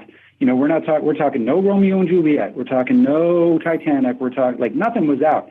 Basketball Diaries, which became a cult hit. But when I saw Basketball Diaries the night it opened, I went to Leo's house afterward, and Leo was like, because I loved it, and I was like, dude, I just went and saw basketball and I fucking loved it. And he's like, how many people were there? I was like, I didn't want to tell him. I was just quiet. He's like, how many people? And I was like, I think maybe 8. Wow. Leo was not a box office draw. He did no box office. He was very vulnerable. His career was being built at that time in terms of the public. When I called my mom with a fucking boner from here to fucking Africa because I was working with Leonardo DiCaprio, I'm like, Mom, I'm working with Leonardo DiCaprio. Who's Leonardo DiCaprio? You know what I mean? Oh, wow. DiCaprio. Yeah. Now she still can't pronounce his name, but she knows who the fuck he is. So, the guy's a giant talent. You have every, and look, it's probably nice to fantasize that he's a nice guy. And you know what? When we were friends, he was a fucking great friend. He was the funniest person I ever fucking knew. I shit you not. The guy's hysterical. But he has this side to him. But he also has. I think he's got dominated by the asshole gene. He's kind of a terrible person, unfortunately. Yeah. How long were you guys friends before you guys decided to make this movie together? Well, I was friends with him for a little over a year at that point. And then, but he didn't make the movie for me. He made the movie for RD. RD was friends with him for 6 years at that point. Oh, okay. And the other guys like Connolly and Blum, who were the other two friends that were really why the film got made in the first place. Those guys were all friends for years as well. But I mean, all told, Leo and I were friends for 3 years before the shit went bad. I read in one of the articles that RD was part of the Pussy Posse. Was that true? I mean, was he part of the alleged? We were all a part of the so-called Pussy Posse. I mean, I was a part of the Pussy Posse. It's such bullshit that it was a Pussy Posse. Oh, real original. A bunch of kids in their fucking 20s go to bars, get drunk, and try to get laid. Yeah. Get the fuck out of here. That sounds like a normal thing to do. But any one of us were doing the same thing. I have never not been a part of a Pussy Posse as long as I've been single. I guess that makes all. I guess it was called that because you guys were able to achieve that goal. Like everyone goes out with that goal, but nobody really gets the pussy. There's hope. There's hope for us. There's not a lot of execution. But for some people, they actually get it. So I guess that's why they were dubbed. Tony and I have a motto. Every time we go out, we have two goals to get our drink on and our dicks wet. Usually, we 50% success rate. I'm not gonna say which one. Still pretty good. But I take those odds to Vegas any day. Dude, I was rolling with DiCaprio, and I was 50% successful too. So how did this whole thing come together? Like, whose idea was it to make this film, especially with like DiCaprio and Maguire, and like, I mean, these guys were still somewhat, it's Kevin Connolly. These guys were somewhat known at the time, a little bit. I mean, Connolly was on a CW series with Nikki Cox. Unhappily Ever After. I love that show with Bobcat Goldthwait as the little bear. Right. Yeah, I love that show. Yeah, they were both in the movie too. I believe that Nikki Cox was dating Connolly at that time, and then they broke up, and then she ended up with Bobcat. She did not date Bobcat. The guy from Police Academy? Before after Jay Moore, but yeah, she did. What the fuck? She is sexy. Well, she was sexy AF. Like, I don't know how the fuck she's dating Bobcat. Hey, Jesus kudos Christ. to Bobcat. Oh my god. It tells you a lot about what he's packing. Yeah, right. Yeah, I guess. So yeah, how did it get made? Like, who came to who in this? Like, to get all these guys together into one movie, like, basically. Yeah. So here's like, I'm going to give you sort of a kind of a condensed version. It's kind of a long story, but I'll give you a condensed version of it. There originally was a short film called Last Respects that R.D. Robb and his friend had been writing, and that was going to be a film starring, DiCaprio and his buddies, and directed by R.D. And I'd come into the scene and become friends with all these guys, and I was right for one of the roles. So then I auditioned for the role, one of the lead roles, and I was fucking terrible. Like, I blew it really, really, really, really bad, like embarrassingly. And so I was devastated because I clearly wasn't going to get the part, and that was my chance to work with an Oscar-nominated actor and also an actor I admired so much in Leo. And so I was pretty fucking devastated, but I overheard Leo talking with RD in the corner, and Leo said, "The script is shit. I can't make this movie. So I'm sorry, bro, but I can't make the movie as it is." And RD was devastated, and Leo walked away. And then I turned to RD afterwards, and I am a writer, and I've been writing my entire life. And I said, I'm a writer, and I'm a good writer. I can fucking help you. And he was like, "You can make my script better." And I was like, "Absolutely, let's get to work." So I got the job, and I started writing on that script. We spent about 8 months developing that thing, and finally we were at Leo's house doing the final read-through. Leo shat all over it. It was fucking unbelievable. It was so disrespectful, but whatever. I was really fucking pissed because I really worked hard, and it wasn't a great script, and I recognize that, but come on, motherfucker, like, be cool. He was not. He shat all over it, and the other producer who was financing the short, a guy called David Stutman, he had an idea called the Saturday Night Club based around and they had started writing on it, him and his writing partner. They had written about 10 pages of a feature, and it was, about these kids who gather at a restaurant every Saturday night with the objective to bring chicks and get laid. And so he pitched it on the spot after Leo passed, and I was really fucking upset about it, him pitching it, but Leo responded because he liked the experimental aspect of it being partially improvised. So then they ended up rallying to try to get me on board because I had showed them my chops as a writer, and they were like, "We really want you on." And I was so pissed at Leo, I didn't want to go. Anyway, we ended up going out to Jerry's Deli, a famous deli in Jerry's Famous Deli, it's called actually, in LA. We went there, hung out, and they convinced me. My sort of terms were that it would be 100% improvised and that we wouldn't do any screenplay because the last thing I wanted to do was slave over a bunch of words so DiCaprio can take a shit all over him. So everyone finally agreed, being excited that we would do this really cool experiment where everyone got to improvise their roles, and that was the birth of Don's Plum. And then we spent. So the benefit was that we'd already been working together, rehearsing and reading and writing with them for 8 months, this group of guys. So I basically just started writing, the shit that we were developing on Last Respects with their characters through this filter that David created for his Saturday Night Club idea.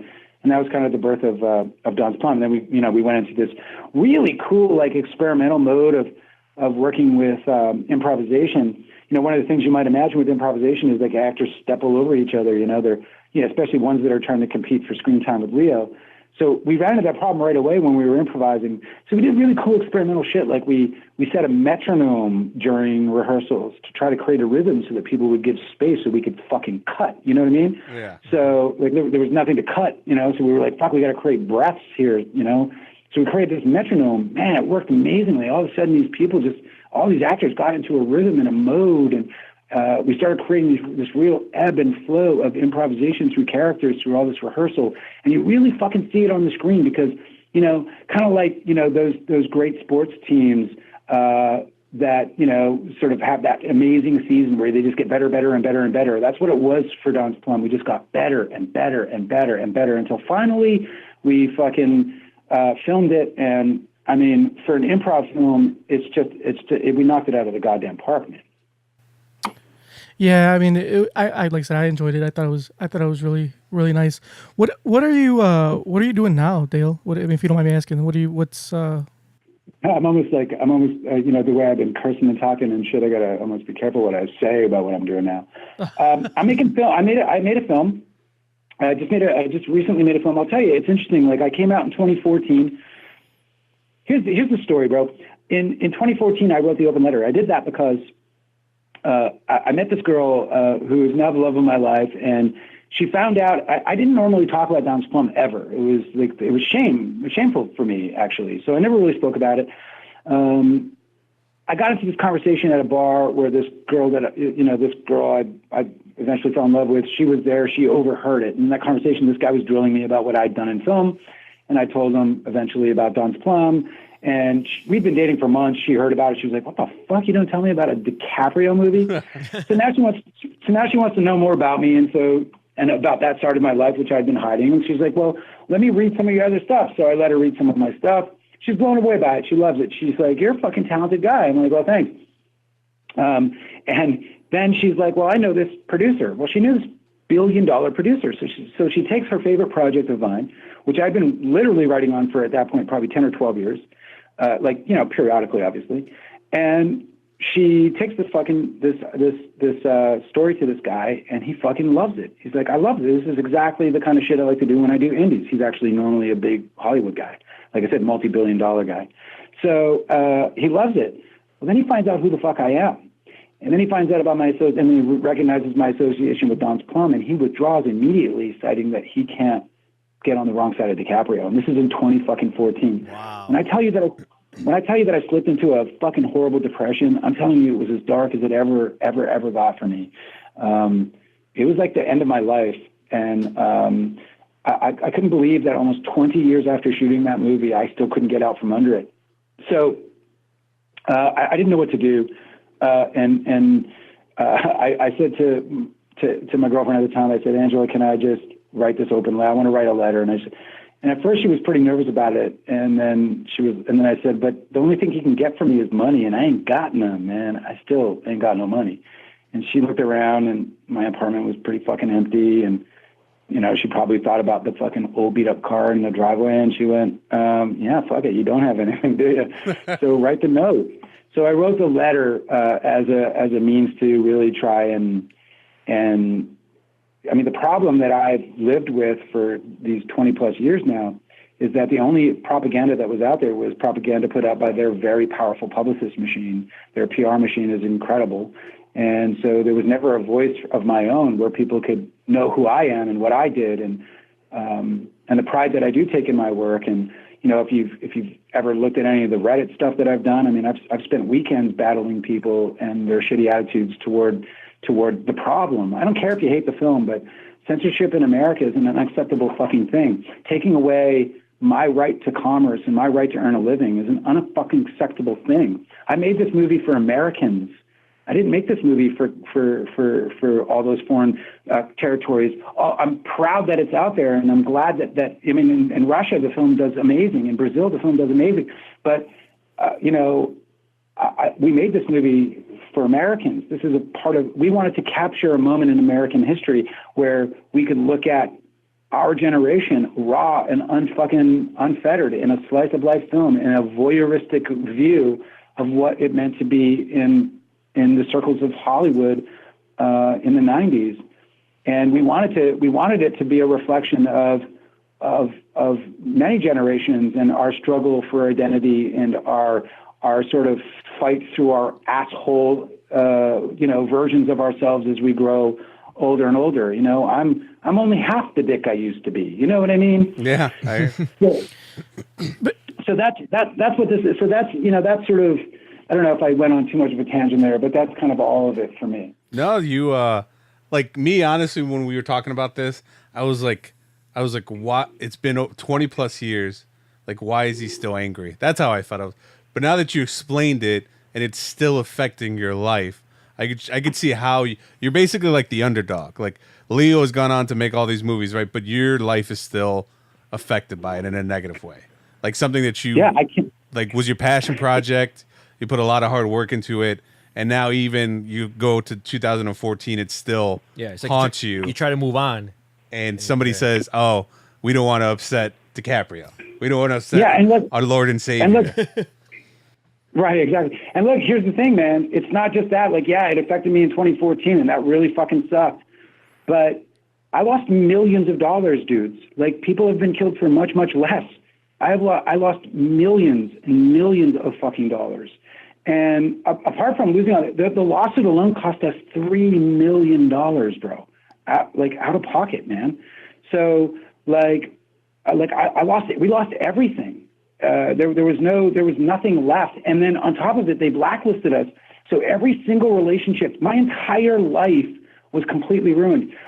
I'm going to say something really gruesome and hard, and you guys are a fucking funny crew, and you got a funny show, and I'm going to get all dark and real in this, but it's proper for perspective. Go ahead. I was beaten, molested, and raped before I was fucking 12 years old, and none of that compared to what they did to me. Because as an adult, I fought through all that abuse as a child, knowing that one day I was going to grow up and have in my control my life.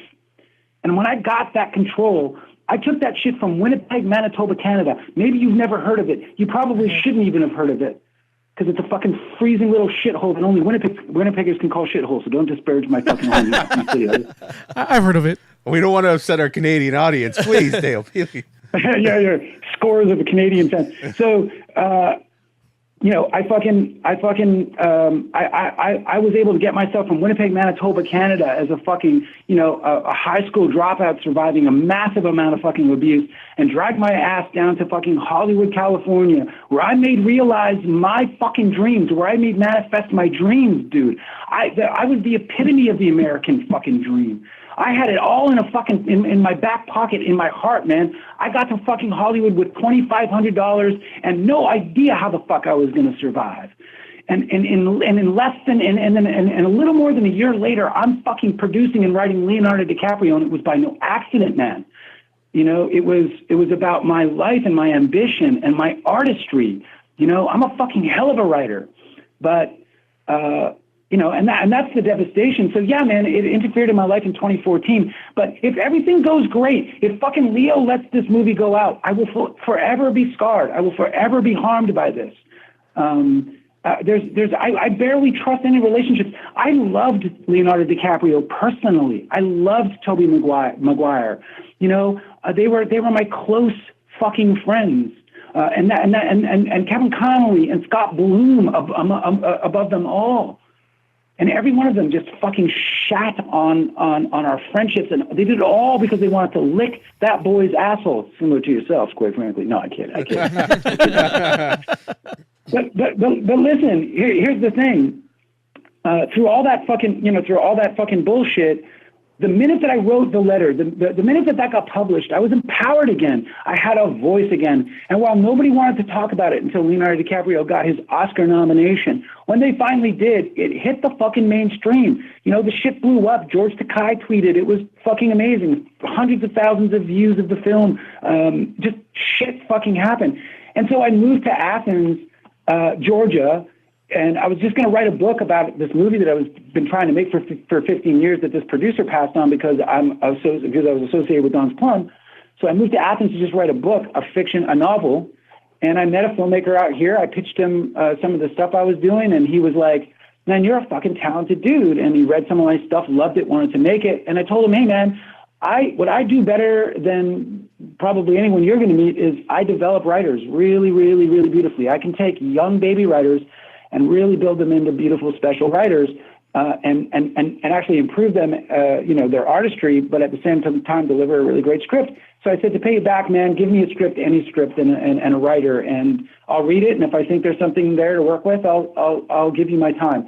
So you have this kid in Athens here in the South writing a faith-based piece. And I read it, and I thought there was something there. And I met with the kid, and I said, I call him a kid, he's 40, but I met with him, and I said, hey man, he was a baby writer. That was the first project he ever written, and I was like, if you can go through this process, I'll take you down a path, and in the end, you'll have a script that you can make into a movie. So the kid, he fucking said he'd do it. He didn't know what he was in for, but 18 months later, and 12 or 13 drafts, we finished the script, and they went out with it and raised $1 million in 3 months. Nice. Is the movie out yet? It comes out October 19th here in the South, and we're going to probably release on about 100 theaters, and then we're going out through this new platform, which is a theatrical on-demand platform, which we're pretty excited about, which is another fucking interesting aspect because, man, I'm getting into good, solid fuck you Hollywood mode because we've kind of become our own distributor in this process. We raised a shit ton of money and a lot of people just rallying behind it. But it all comes as a result of the fact that I stood up for myself and I had a voice, so that when people started fucking looking up, Don's Plum, there was counter to their utterly absurd, poor Leonardo DiCaprio fucking bullshit. What's the name of the movie that's coming out? Are you allowed to say? Are you allowed to say? I'm almost scared to say it because of that. Like, if my investors hear this, bro. Oh, okay. All right, don't worry about it. Don't worry about it. Yeah, don't worry about it. We'll look it up. If you ever want to tell us, just email it to us. That way we could check it out. We wanted to check it out. Yeah. I mean, you can obviously find out with a little bit of work, so please just don't even bother. Just give my, like, this movie comes out in October, and it's a good movie, man. And this guy really poured his heart and soul into it, like you do in film. And it's a funny thing about films, man. A faith-based film is the furthest thing from what I would ever make, and it's not a slight on Christianity or any religion. I actually think religion has great uses for people, and I think it's scientifically it's proven to be a very valuable thing. It's just not my thing, and it's not our thing either. Don't worry about it. Yeah, but what's interesting about this movie is that when you make these things, they're your babies, and you don't even care if people hate them. It turns out people really like this movie, and it's a solid movie from a secular standpoint. It's solid. It's not the greatest movie you'll ever see by any means. It's $1 million movie, for God's sake, but it's a good movie. It's well written. It's well directed. It's very well acted, and it's a funny thing, man. They become your babies, and I love this little movie, and I just wish it the best. So, don't take my filthy mouth out too far for this movie to get harmed. Yeah. Yeah, don't worry about it. Yeah, plus those faith-based movies have their own. They have their own following. Like God's Not Dead. Yeah, Fireproof. Have you seen What Dreams May Come? That's not a faith-based movie. That is very faith-based. Get out of here. Clearly, that was faith. I don't think you've seen. You don't watch movies made before 2000. Tony's the worst movie person to be talking to, by the way. I'm the best. I'm a movie buff. Yeah, Tony's never watched a movie that was made before 2001. 2001. So for him to see Don's Plum was a huge deal. Yeah, out of all the people. What's hilarious is that it's like black and white, so he thinks it's like all the other Charlie Chaplin movies. Yeah. He probably was like, "Was this made in the 1930s?" I'm glad I didn't watch movies before 2000. There was no color. That's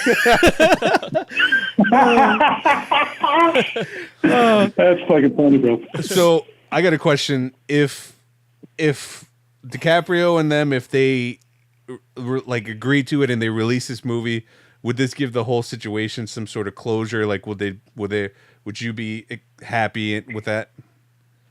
Yeah, I mean, most certainly. I would be very happy. I think what Don's Plum needs is an American release. I think it needs a director's cut. This cut was influenced by the lawsuit. And the cut that we originally had is a superior cut, and it's definitely more of an American cut. Maybe Rivers Cuomo will come on board this time, and we don't have to mush up some of the shit that we have to in order to keep our.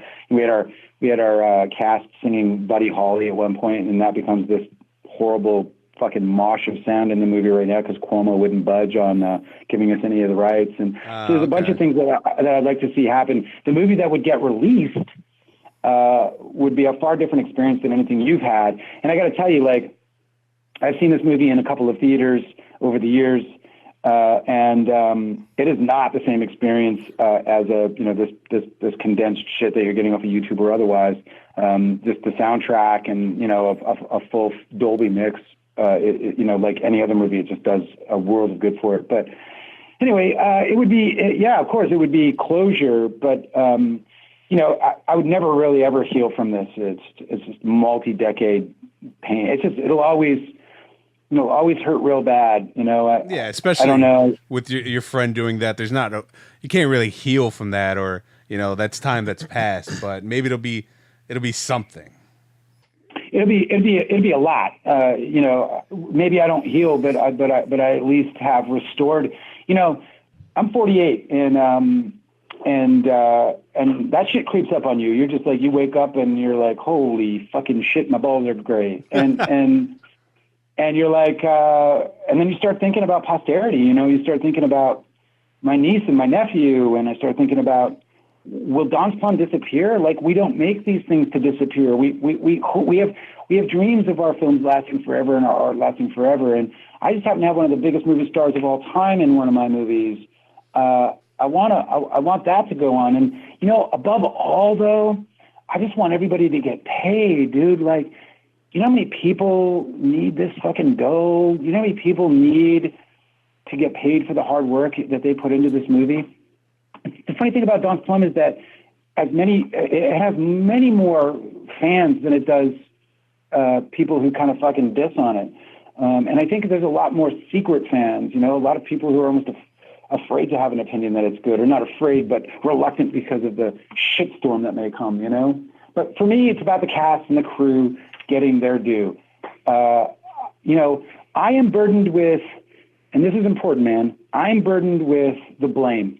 It was my conversation with Toby that Toby took to Leo, that Leo then used to destroy the movie.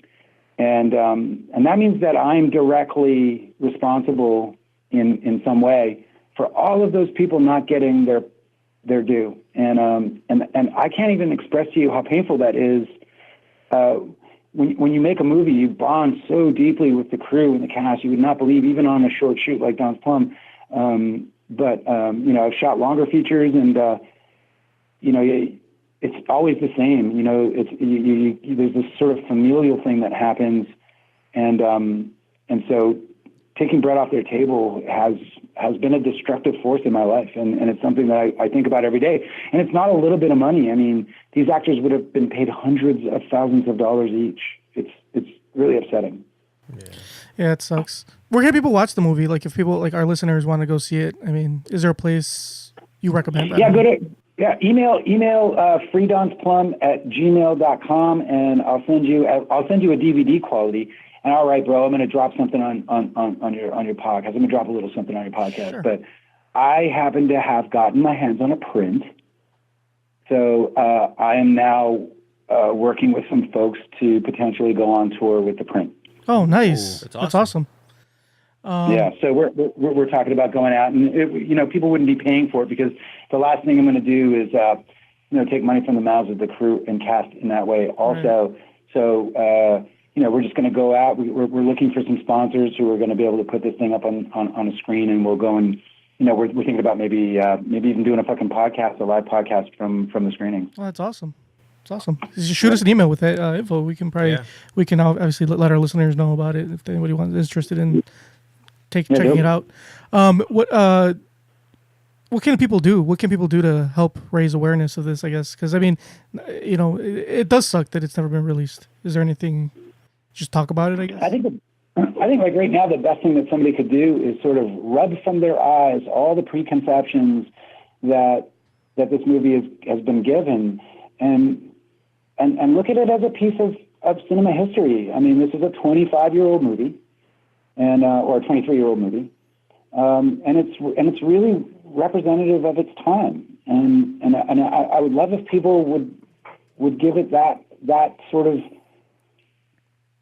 that benefit. man, when we tested this movie in the 90s, and kids didn't know what they were seeing, so we went, after everything blew up, we went to a Leech festival called. It's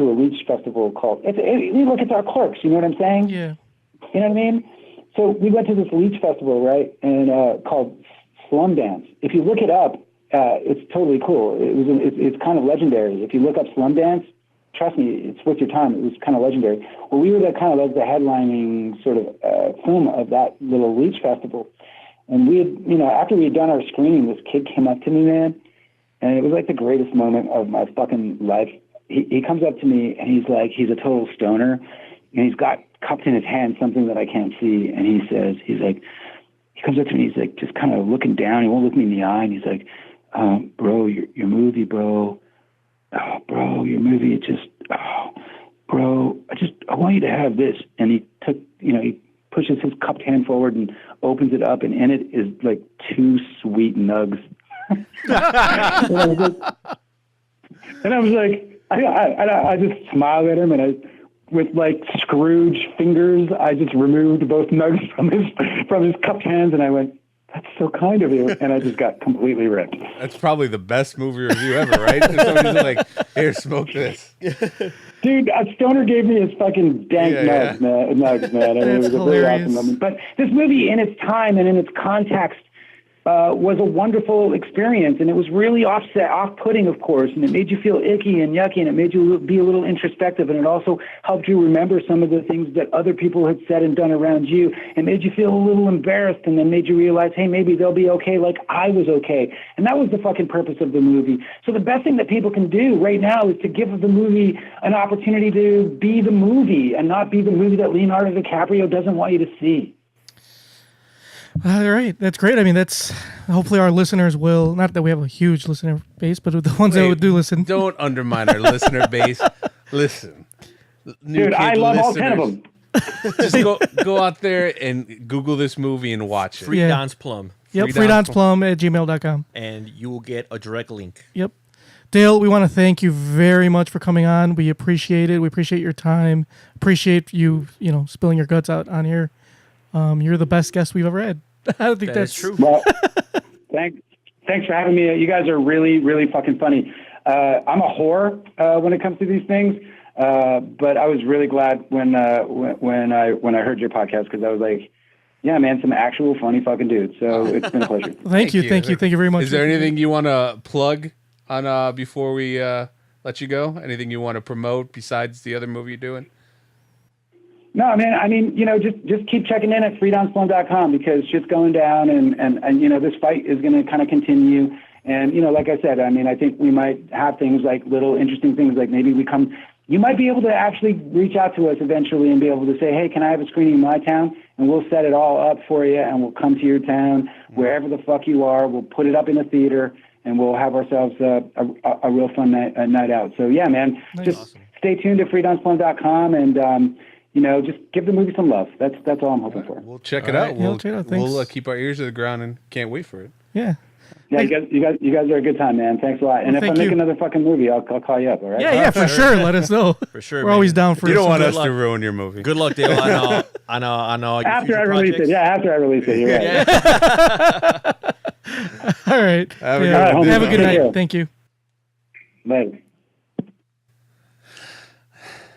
What a nice guy. You know what, Junkyard? Every once in a while, you say something and you eat some crow. Like the McGregor fight. What else? What else did he? Comcast, Disney. Oh, Comcast, Disney. You eat crow. He's no stranger to eating crow. You're no stranger. That's your favorite delicacy, eating crow. But today, I will accept that I ate some crow. You were wrong. I was wrong. So, you know what? I didn't want the awkwardness of talking to Dale, and I don't want like the awkward phone interview, and I wasn't really interested in it, but it turned out to be a pretty interesting conversation. Dude, I think he was hilarious. I was excited to talk to him. I was like, man, I was super excited. Well, nobody cares what you're excited about. No, it's not interested in that. But no, I was wrong.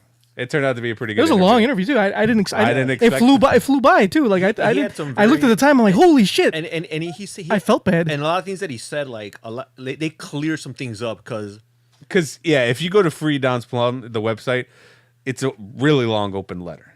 I admittedly I didn't read all of it because it was so much, but him talking about it cleared it up, and it like cleared about exactly what happened. I think it cleared up some things, and it confirmed some things that I already thought, like Toby Maguire being a douchebag. Like I already had predicted that. But he took Secretariat. But he took Secretariat to the Triple Crown. I mean, I said it before, and I'll say it again. Fuck Toby Maguire. Well, I didn't really think about it that. So when I saw the movie, it's not my favorite movie, admittedly. But when I saw it, I was like, "Why?" It's been 20 plus years. Yeah. Why is he making a big deal? You know, he has a whole website to it. But then when he explained it to me, when I heard it from his own words and said, like, this movie has affected His whole life. his whole life. It's like this was like It put it into context. This was his big break, and he put everything he had into And they it. fucked him. They fucked Especially- him hard. And he pretty much just they said, you know what, fuck it, we're not gonna release this movie. Especially since I mean, if it was probably some strangers, but these were his friends. Yeah, his supposed friends. His They're supposed friends. obviously not his fucking friends, but they backstab Yeah. him like that. Fucking It's cocksucker. kind of like all like we all get together. Oh, I'm telling you guys now, if like something happens where I blow up, I'm not taking you motherfuckers. What if this podcast blows up, you son of a bitch? Are you gonna start blocking it? Yeah, exactly. I'm gonna say. Are you erase gonna it. Toby Maguire us, you Yeah, son I'm of a gonna say bitch? Erase it from all forms of media. I Erase don't it want from- anybody to know that I was on here. Are you gonna be like Donald Trump? Are you gonna call Google and ask them to remove it from the internet? Yeah, please do. I'm gonna get the cyber police. No. To You're gonna scrub it from the internet. You're gonna call Bill Gates. yeah, You're gonna ask him to remove it from the internet. Yeah. No, man, you gotta call Al Gore. That's the man 'cause he who invented the invented the internet. But yeah, once you put it into perspective and say how it affected his life, and he probably did lose a lot of money. If you had Harvey Weinstein, I mean, now Harvey Weinstein. Now you don't want Harvey. Now you Weinstein. don't want Harvey Weinstein. Back then, But back but then, even give Harvey Weinstein what No, he's- 2-3 years ago? He's fucking Yeah. humongous. Yeah. Look at all this shit he fucking came out the with. Weinstein Company has produced some of my favorite movies. Mine too. Mm-hmm. Harvey Weinstein's a despicable piece of shit, but the company and But the back movies in that he that- the in movies that that he day. fucking produced or the movies that he brought Mm-hmm. were fucking amazing. Yeah. Just like what's his face? Who's the pedophile that made The Pianist? Polanski. Yeah, Polanski, Roman Polanski. He's a piece of shit, but The He Pianist was a fantastic movie. Like, just like he said, Leo may be a douchebag, but he's still a fantastic actor. So are you saying that the most talented people in the world are pedos? That is not what I'm saying. That is what you're saying. That is not what I'm saying. But Weinstein wasn't a pedo. He just fucked like. Or sexual predators. What's that- slash pedos? What's that saying? Don't meet your heroes. yeah. Yeah, because look, Michael Jackson, pedo. Prince R. was Kelly, not a pedo. pedo. Prince, no, Prince wasn't a pedo. That's what I said. But he was he was a He was genius. not as good as Michael Jackson. Takashi 69, best rapper of our generation. Get the fuck out of here, pedo. pedo. Anyway. R. Kelly. But yeah, Come on. I enjoyed that. I'm glad we did it. Yes, I'm super glad we did. I was excited before. And like I'm- he said, better now. get rid of your preconceived notions. I had a preconceived notion that Yep. this was going to I go think we all did terribly. because, like you said, that's all that's out there. Right. Like the first thing you find when you Google this is like, it's a shit movie that they didn't want to be released. So of course you're gonna watch this with like, what the fuck is this? So every listener that's out there, go ahead and go in with a clean slate. Clean watch slate. watch the movie. Give it a shot. It's Now you could on YouTube you could watch a pretty. It's not the best quality. No, it's not the best actually quality. pretty shitty. It's a shitty quality. And actually, that's the one I watched. I think if I would have seen a better version, I probably would have Yeah. enjoyed it a little more. But now that we know you can, just freedonsplum.com, Yeah. and he will send you a link to a DVD freedonsplum@gmail.com. freedonsplum Send at you a Gmail, link. and he will send you a DVD quality link. I just email remember. him, let him know. I remember hearing about it a long time ago, but I heard the story behind it that it got, but it got stopped, but I didn't really look into it until Tony brought it up. That was yeah. funny. He's like, yeah, like just a bunch of guys going out trying to get laid. That's a pussy posse. I'm like, yeah, you're right. Yeah, you're right. But the thing is, they succeeded. I also We always try. take back all the mean things that I said about Lucas Haas. You are a gentleman and a scholar. A mean crow again. You are a well-respected Look actor. who's eating crow. And now I am more upset at the person who left that voicemail earlier. for fucking talking shit. Oh yeah. Fucking troll. What do you say? Oh, I'm Don from Don's Plum. Yeah.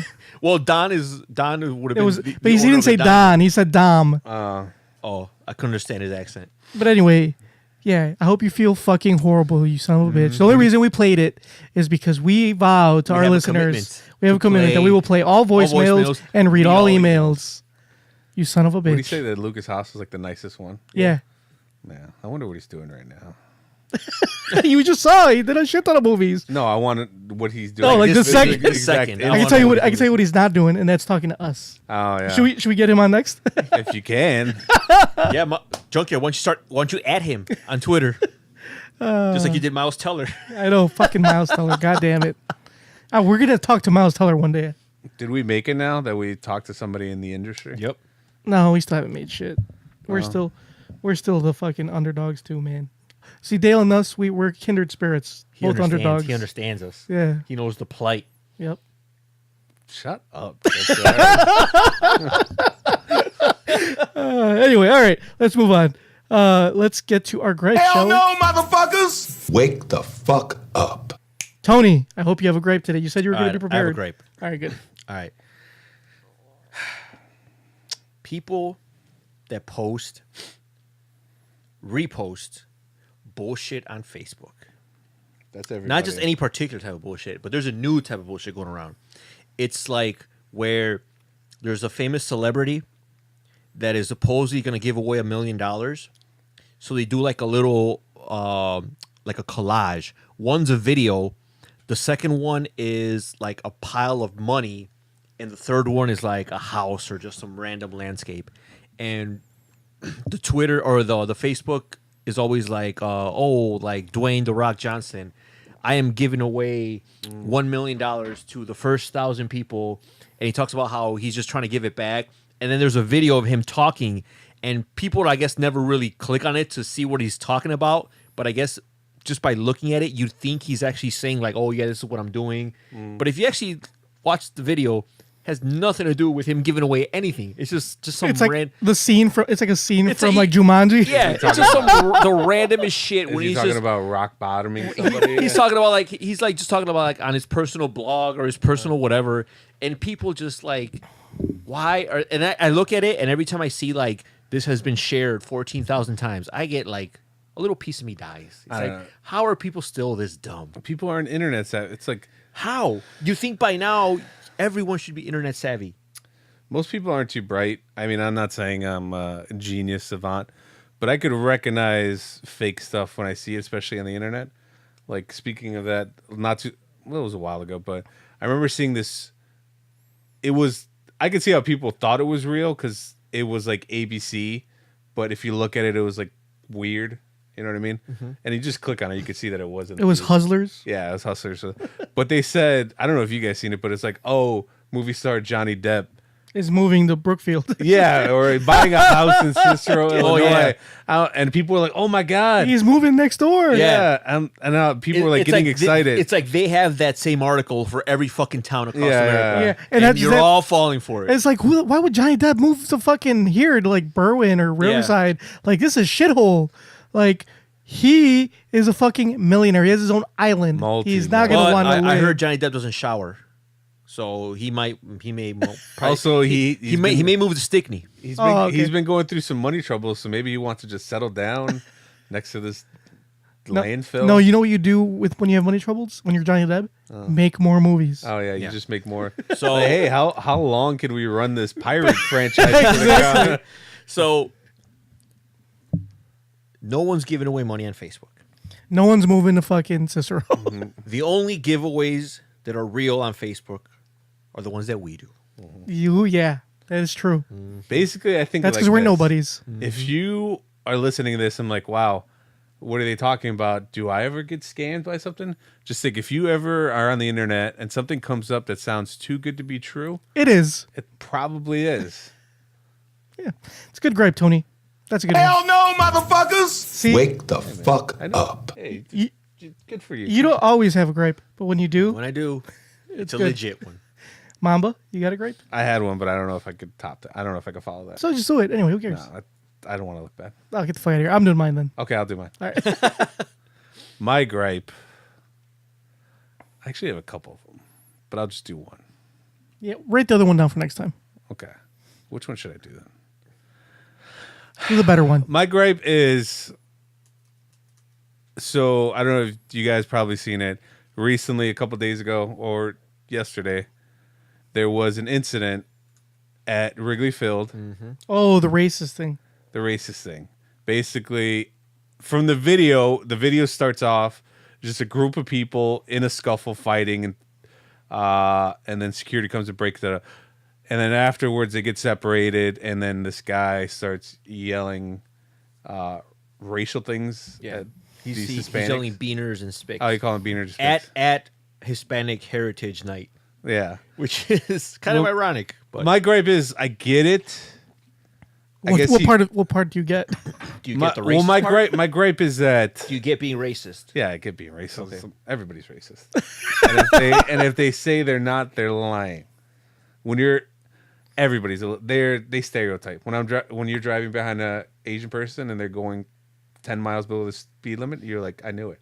You're stereotyping. When you see a black guy dunk a basketball, you're like, I knew it. I knew it. Anyway, Everybody does it. Everybody does it. Anyways, my gripe is that I just feel like it's probably a misplaced gripe, but I just feel like everybody's calling the racist card lately. Like, obviously there was a fight and there was scruffle, and at the end they were yelling spick. but that was afterwards. Oh. I don't didn't watch the video. I don't know. I don't know what happened before. Like, whoever records it with their phone, they start recording it midway while these guys are like all Hyped wrestling up. each other. And then security splits them up. And then there's this Hispanic couple, a guy and a girl. And the girl is like, you don't know what it's like. She was like, you. She was pointing to all the white security guards. It's like, neither one of you know what it's like and how hard it is for us. I'm like, bitch, relax. Okay. you're sitting bleachers at the Cubs game. Life is not that hard for you. And then obviously there's a guy who does start yelling racist remarks. But it's like, everybody took that and ran with it. Like, oh, bigot or racist starts fighting. Yeah. I'm like, we don't know if he started it. And even if he did, I mean, those guys were fighting with him. Yeah. Like, if somebody started yelling racist things to me, it doesn't happen. But I wouldn't. It's because you're not affected by racism because you're not Hispanic, so you don't understand the plight. You're right. Life is pretty good. Yeah. And you know, I have a If friend. anything, you'd be on the white people's side. Yeah, you're right.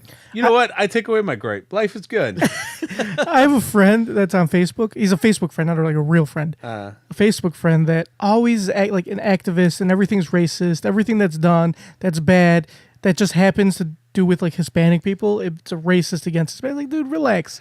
Like, for example, you know, around where I live, there's a water reclamation plant. Yeah. The water reclamation plant And a garbage dump. and a garbage dump.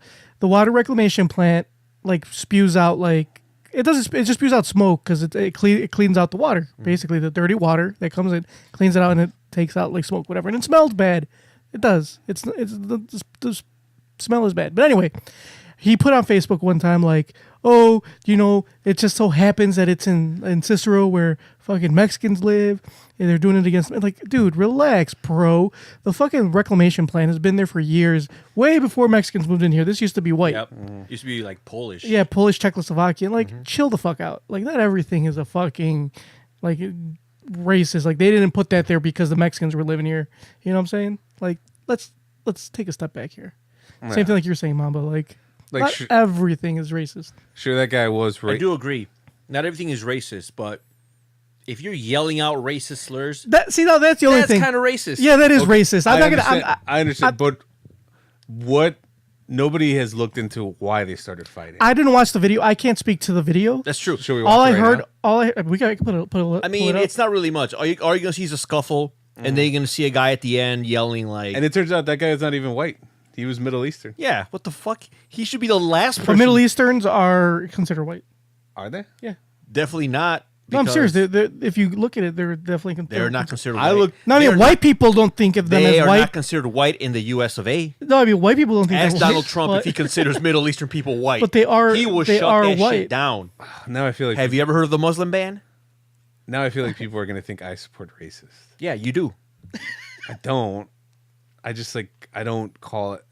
You don't support them, but you identify with them, which is basically I saying sympathize. Oh shit! I Oh, sympathize. you're a racist Now you're a sympathizer. sympathizer. Oh damn it! But I'm half Hispanic though, maybe more. You're probably like a quarter. So does it? So I'm probably like a quarter. So, but what if I am part Hispanic and I don't think it's being racist? Does that mean I'm like an Uncle Tom or something? Mm-hmm. A cornball brother? Mm-hmm. Oh no! Did you say? Oh no. Dude, it's like there's like pieces of this video everywhere. I don't really. Okay. Well, Well, Anyways, it's on Twitter. I think like the original I've video. seen was, the whole thing. I didn't watch it. I mean, who gives a fuck? Whatever. All right. I'm sure everyone's seen it. Maybe my gripe wasn't a good gripe. Whatever. It was a terrible gripe. Anyway, that's still Not a only great was it Mamba. a terrible Okay. gripe, but you've also just motherfuckers! Wake pointed out that you're racist. You know And you're a what? racist sympathizer. It was a bad gripe. You pointed out that you're racist and you're a racist Hey, sympathizer. Mamba never promised you a good gripe. He just promised you a gripe. But he which delivered. also didn't promise me some racism. I take away. I don't want anybody to think I'm racist. My other gripe is that Bill Cosby shouldn't go to prison. What? So you're a fucking. So you're a rapist. You're a racist and a rapist No, sympathizer. I'm not racist. But I you're a said Bill rapist Cosby should go sympathizer. to jail. But you're a rapist But sympathizer. he's a rapist.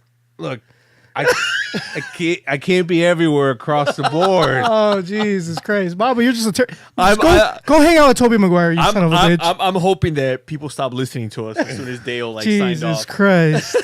What? You can't win. I'm doing, No, motherfuckers! Wake I'm doing my gripe. But then if I say that I'm glad that Bill Cosby went to jail, then people are gonna Yeah. say you're racist. No, No, they're saying no. it's a good thing that a rapist went to Black jail. people want Bill Cosby to go to jail. Not all black people. Most black people. This guy last night put up a picture of Hannibal Buress and he said, "Fuck this cheesy motherfucker. It's his fault that he's not in his jail." fault. And I LOL'd at the comment. But it's not his fault. He just made a joke. He just Cosby did was a already in joke. deep shit before that.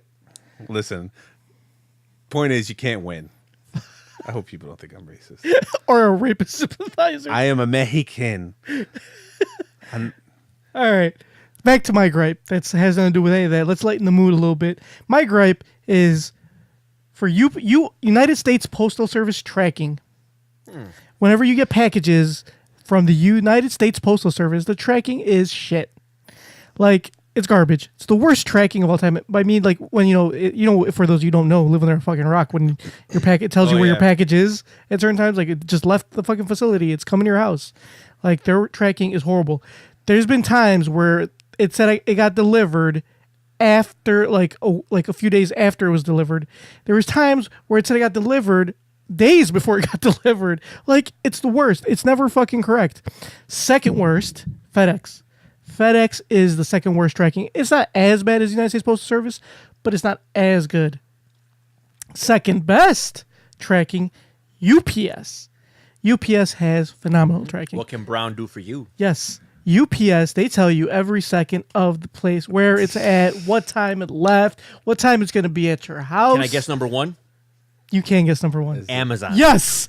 Amazon They will send is you, number they one. They will send you a picture of They your will send you a package picture of your on package your doorstep. where they fucking left it. Yep. Amazon Amazing. is the fucking best. Amazon fucking, they'll go to your, if you let them, they'll walk in your goddamn house and put it on your Yeah. fucking table.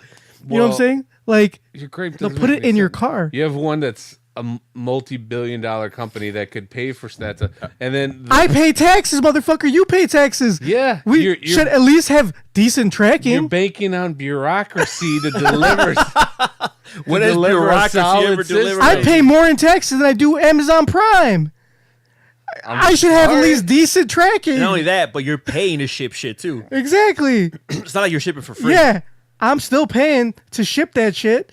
I'm paying to ship it. I'm paying for that postal worker's job more than I am in paying in my $80 or $100 in Amazon Prime a year. Fuck you. The least you could do is tell me where my package is at. Is it really that hard to scan that bitch and be like, it's in Des Moines, Iowa? So you think Fuck you. the United States government is going to take all your tax dollars and Not use all of them. and use it efficiently? They should. Now But- you're living in a fucking fantasy world. I do junkyard. love me some Amazon tracking. Amazon tracking's a shit. They'll Amazon send you a tracking's the best. picture of your fucking package Yeah. sitting at your door. Like, Yep. yep, it's right there. And with then, you. and then when I look at it, I'm like, yep, that's definitely my door. Mm-hmm. I don't recognize that. Fucking Amazon's Sounds the like best. you got first world problems. bro. You're right. These are very first You know world what? I problems. get up off the couch and go buy it when I want something, or I craft it myself. That's for the birds. It's for What the fuck have you losers. crafted? My couch, my dining room. set. I doubt you've crafted any of that. You've never been to my apartment. You wouldn't know.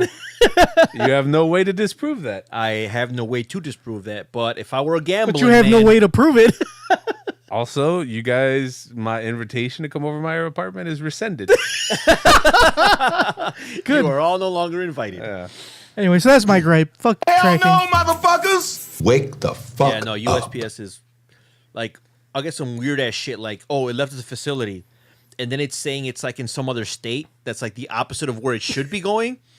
And then next thing FedEx you know, does the same thing. And then it's like, oh, it's out for delivery. And then it stays out for delivery for like a whole day. It's Yeah. like, where the fuck did it go? Exactly. FedEx has done that to me before, and that, like I said, FedEx is like the second worst because one time I got something delivered from like Kentucky, and it ended up in San Diego, and then it came here. I'm like, why the fuck did it go to San Diego? I'm like closer to Kentucky than I am to San Diego. Why the fuck did it go all the way over there? And then like, or you know what else happened with FedEx is where it's like, it says it's 3 day, it's 3 day shipping, but it's like at the facility the second day. Or the first day, but they won't deliver it the second day because it's 3 day. So they'll wait till the third day to deliver it. Like, what the fuck is that shit? Like, can't you just deliver it early? UPS will deliver it as soon as they have it. I think this is the first world problem. People used to get shit delivered by horse and carriage. Good You're old right. Pony Express. Yeah. That's probably true. That's more accurate than fucking this Yeah. new USPS. Amazon could deliver stuff because they have robots under their employees. So Whatever. Anyway, all right, let's move on, shall we? Too many questions. There's too many questions. The appropriate question is, when the hell are they? Excuse me. I'd like to ask you a few questions. My answers frighten you, Vincent, then you should cease asking scary questions. Dear Tony and Mamba, my fiance and I are in our late 20s, and I get into arguments about what time to leave a party. I usually need to leave around 11 I can p.m. already tell you. In I your don't know- if you're in your late 20s and you need to be leaving around 11 p.m. or midnight. or midnight, I wasn't going to I didn't need to read the rest of it. I could already guess her gender. Hold on. Let me just finish reading what he said. My fiance and I are late 20s and get in arguments about when time we should leave a party. I usually need to leave around 11 p.m. or midnight, and I think I he usually should leave. Need to leave at 11 p.m. or midnight, and I think he should leave when I do. I'm a full-time student and with a full-time I job. already have a solution to this. Hold on, wait. Hold on. So I don't go out often. Between school and work, I don't have weekends off like he does. He accuses me of being selfish for wanting him to leave. He says he doesn't want to be lame. I don't think it's appropriate for women to leave a party on her own. Am I selfish? then don't fucking leave. Should I try to stay up later so Yeah. he can have a good time? Yeah. Party etiquette.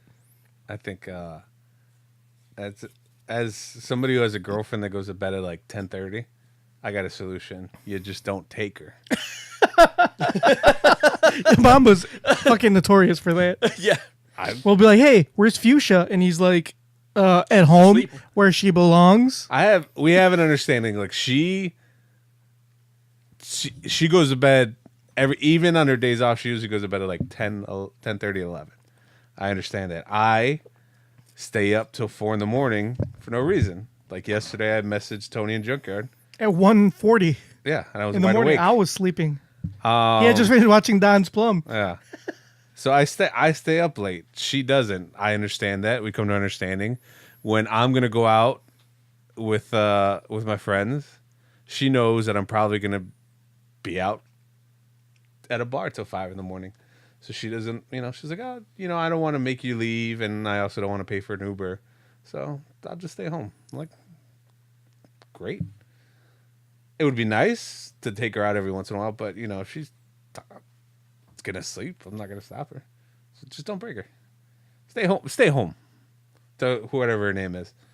Stay home. Tony, you agree? Yeah, I mean, I think that, like, if you go out, like, she is right. As, like, I mean, if they go out together, they should probably, like, leave together, you know?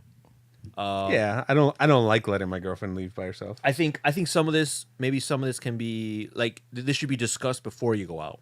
Like Mr. and Mrs. Bernard. Mrs. Bernard fucking takes off without Mr. Bernard. But it's not like. But she does it because she wants to. She's also. But not only that. She's also wearing the paints in that That's true. relationship. She probably leaves and tells him to stay. Yeah, she does. No, she doesn't even tell him. She's like, I'm out. Yeah, She just Fuck you, deuces. peace out. yeah. She throws up the peace sign and she walks out. She leaves the tab for him to cover, and she But She's like, you got this, right? All right. I think that it, Deuces. like it, yeah, because like she says that they go to a party and she's like, "Oh, I'm ready to leave," and he's like, "Well, I don't want to leave yet." I think that if they're still going to continue going out together, they should have a discussion before they go. Like, "Hey, we're going to this thing," I don't plan on leaving till and this. and then she's like, "Look, I think like I have a what did she say? She's a student. She's probably says I have a test tomorrow. Hey, I have a test tomorrow. I really should. I want to leave by midnight. I think he should kind of be understanding of that. Be like, hey, I mean, I ain't got shit to do. So obviously he's a loser in this relationship. So she should probably leave him. Damn, Yeah, Tony took the that's other. my advice. Leave Yeah, him. Tony took the opposite of you. Yeah. Mamba. she's leave him. Leave him. No, it sounds like he has a good job. Not that good because you have to get up. No good job if you don't got to get up early. Well, she's talking about. She's saying that She says she doesn't have weekends off. He has doesn't weekends have off. weekends off, like him, which means he probably Garbage men have weekends off. Doesn't Yeah, mean they that get it's paid more than me. Fuck. But she's starting to get her MBA. I don't know. Doesn't She say didn't if tell me. she's in her late. She didn't say 20s, she's in school and with a full time job. maybe she's like me, studying to get her associates, and that pays. It's not that big a deal. All right. Anyway, So two different answers. He says leave her. I just say, But I do agree. You should probably discuss it before you leave. Just be like, hey, I got a test tomorrow. I think I would like to leave by midnight. Okay, And he should be like, you know what? I guess midnight's a good time. Or if she's like, oh, I need to leave by 11, compromise. You know, how about 11:30? Right. I don't want to be lame. Or We'll just leave don't- it. But at least that way you're not having this discussion as like, hey, I have to leave because I have a test tomorrow. And he's like, well, I don't want to leave. And then, yeah. sounds like good idea. She should ask me. She was like, "How late are you gonna be out?" I'm like, "I don't know." She's like, "Okay, I'll stay home," because I don't know. I might not come home at all, Fuchsia. That's If right. that's the case, do not take another lover. Just assume that I'm dead and don't sleep with anybody else. Yeah. And spend the rest of your life mourning my Yeah, loss. exactly. Is that too much to ask? Not at all. Definitely not.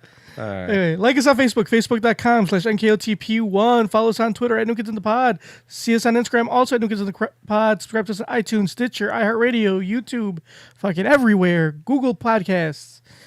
Shoot us an email. Do you have a Pinterest yet? We don't. Shoot us an email make one. like Poncho and Short Stack, newkidsinthepod@gmail.com. Leave us a voicemail like that fucking troll did.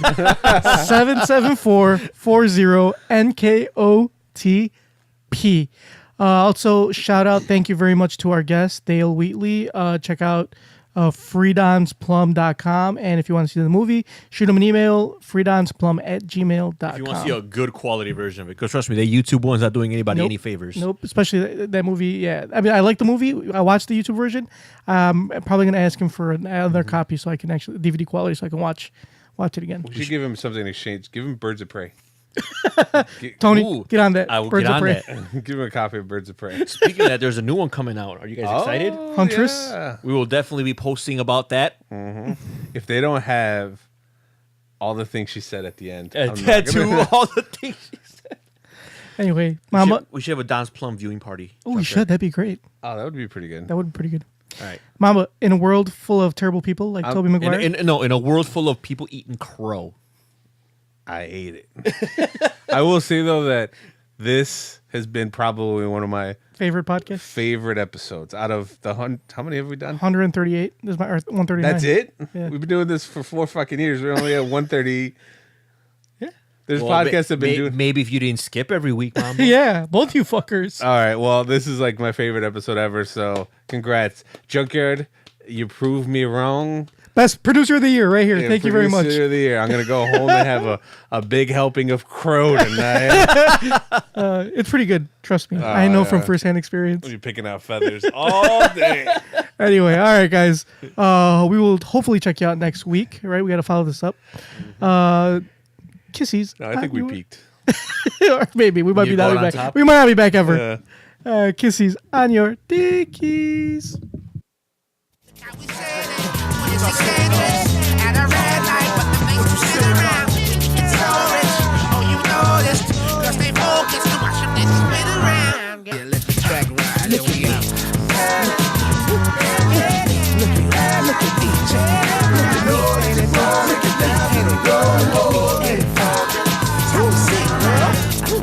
Look it up.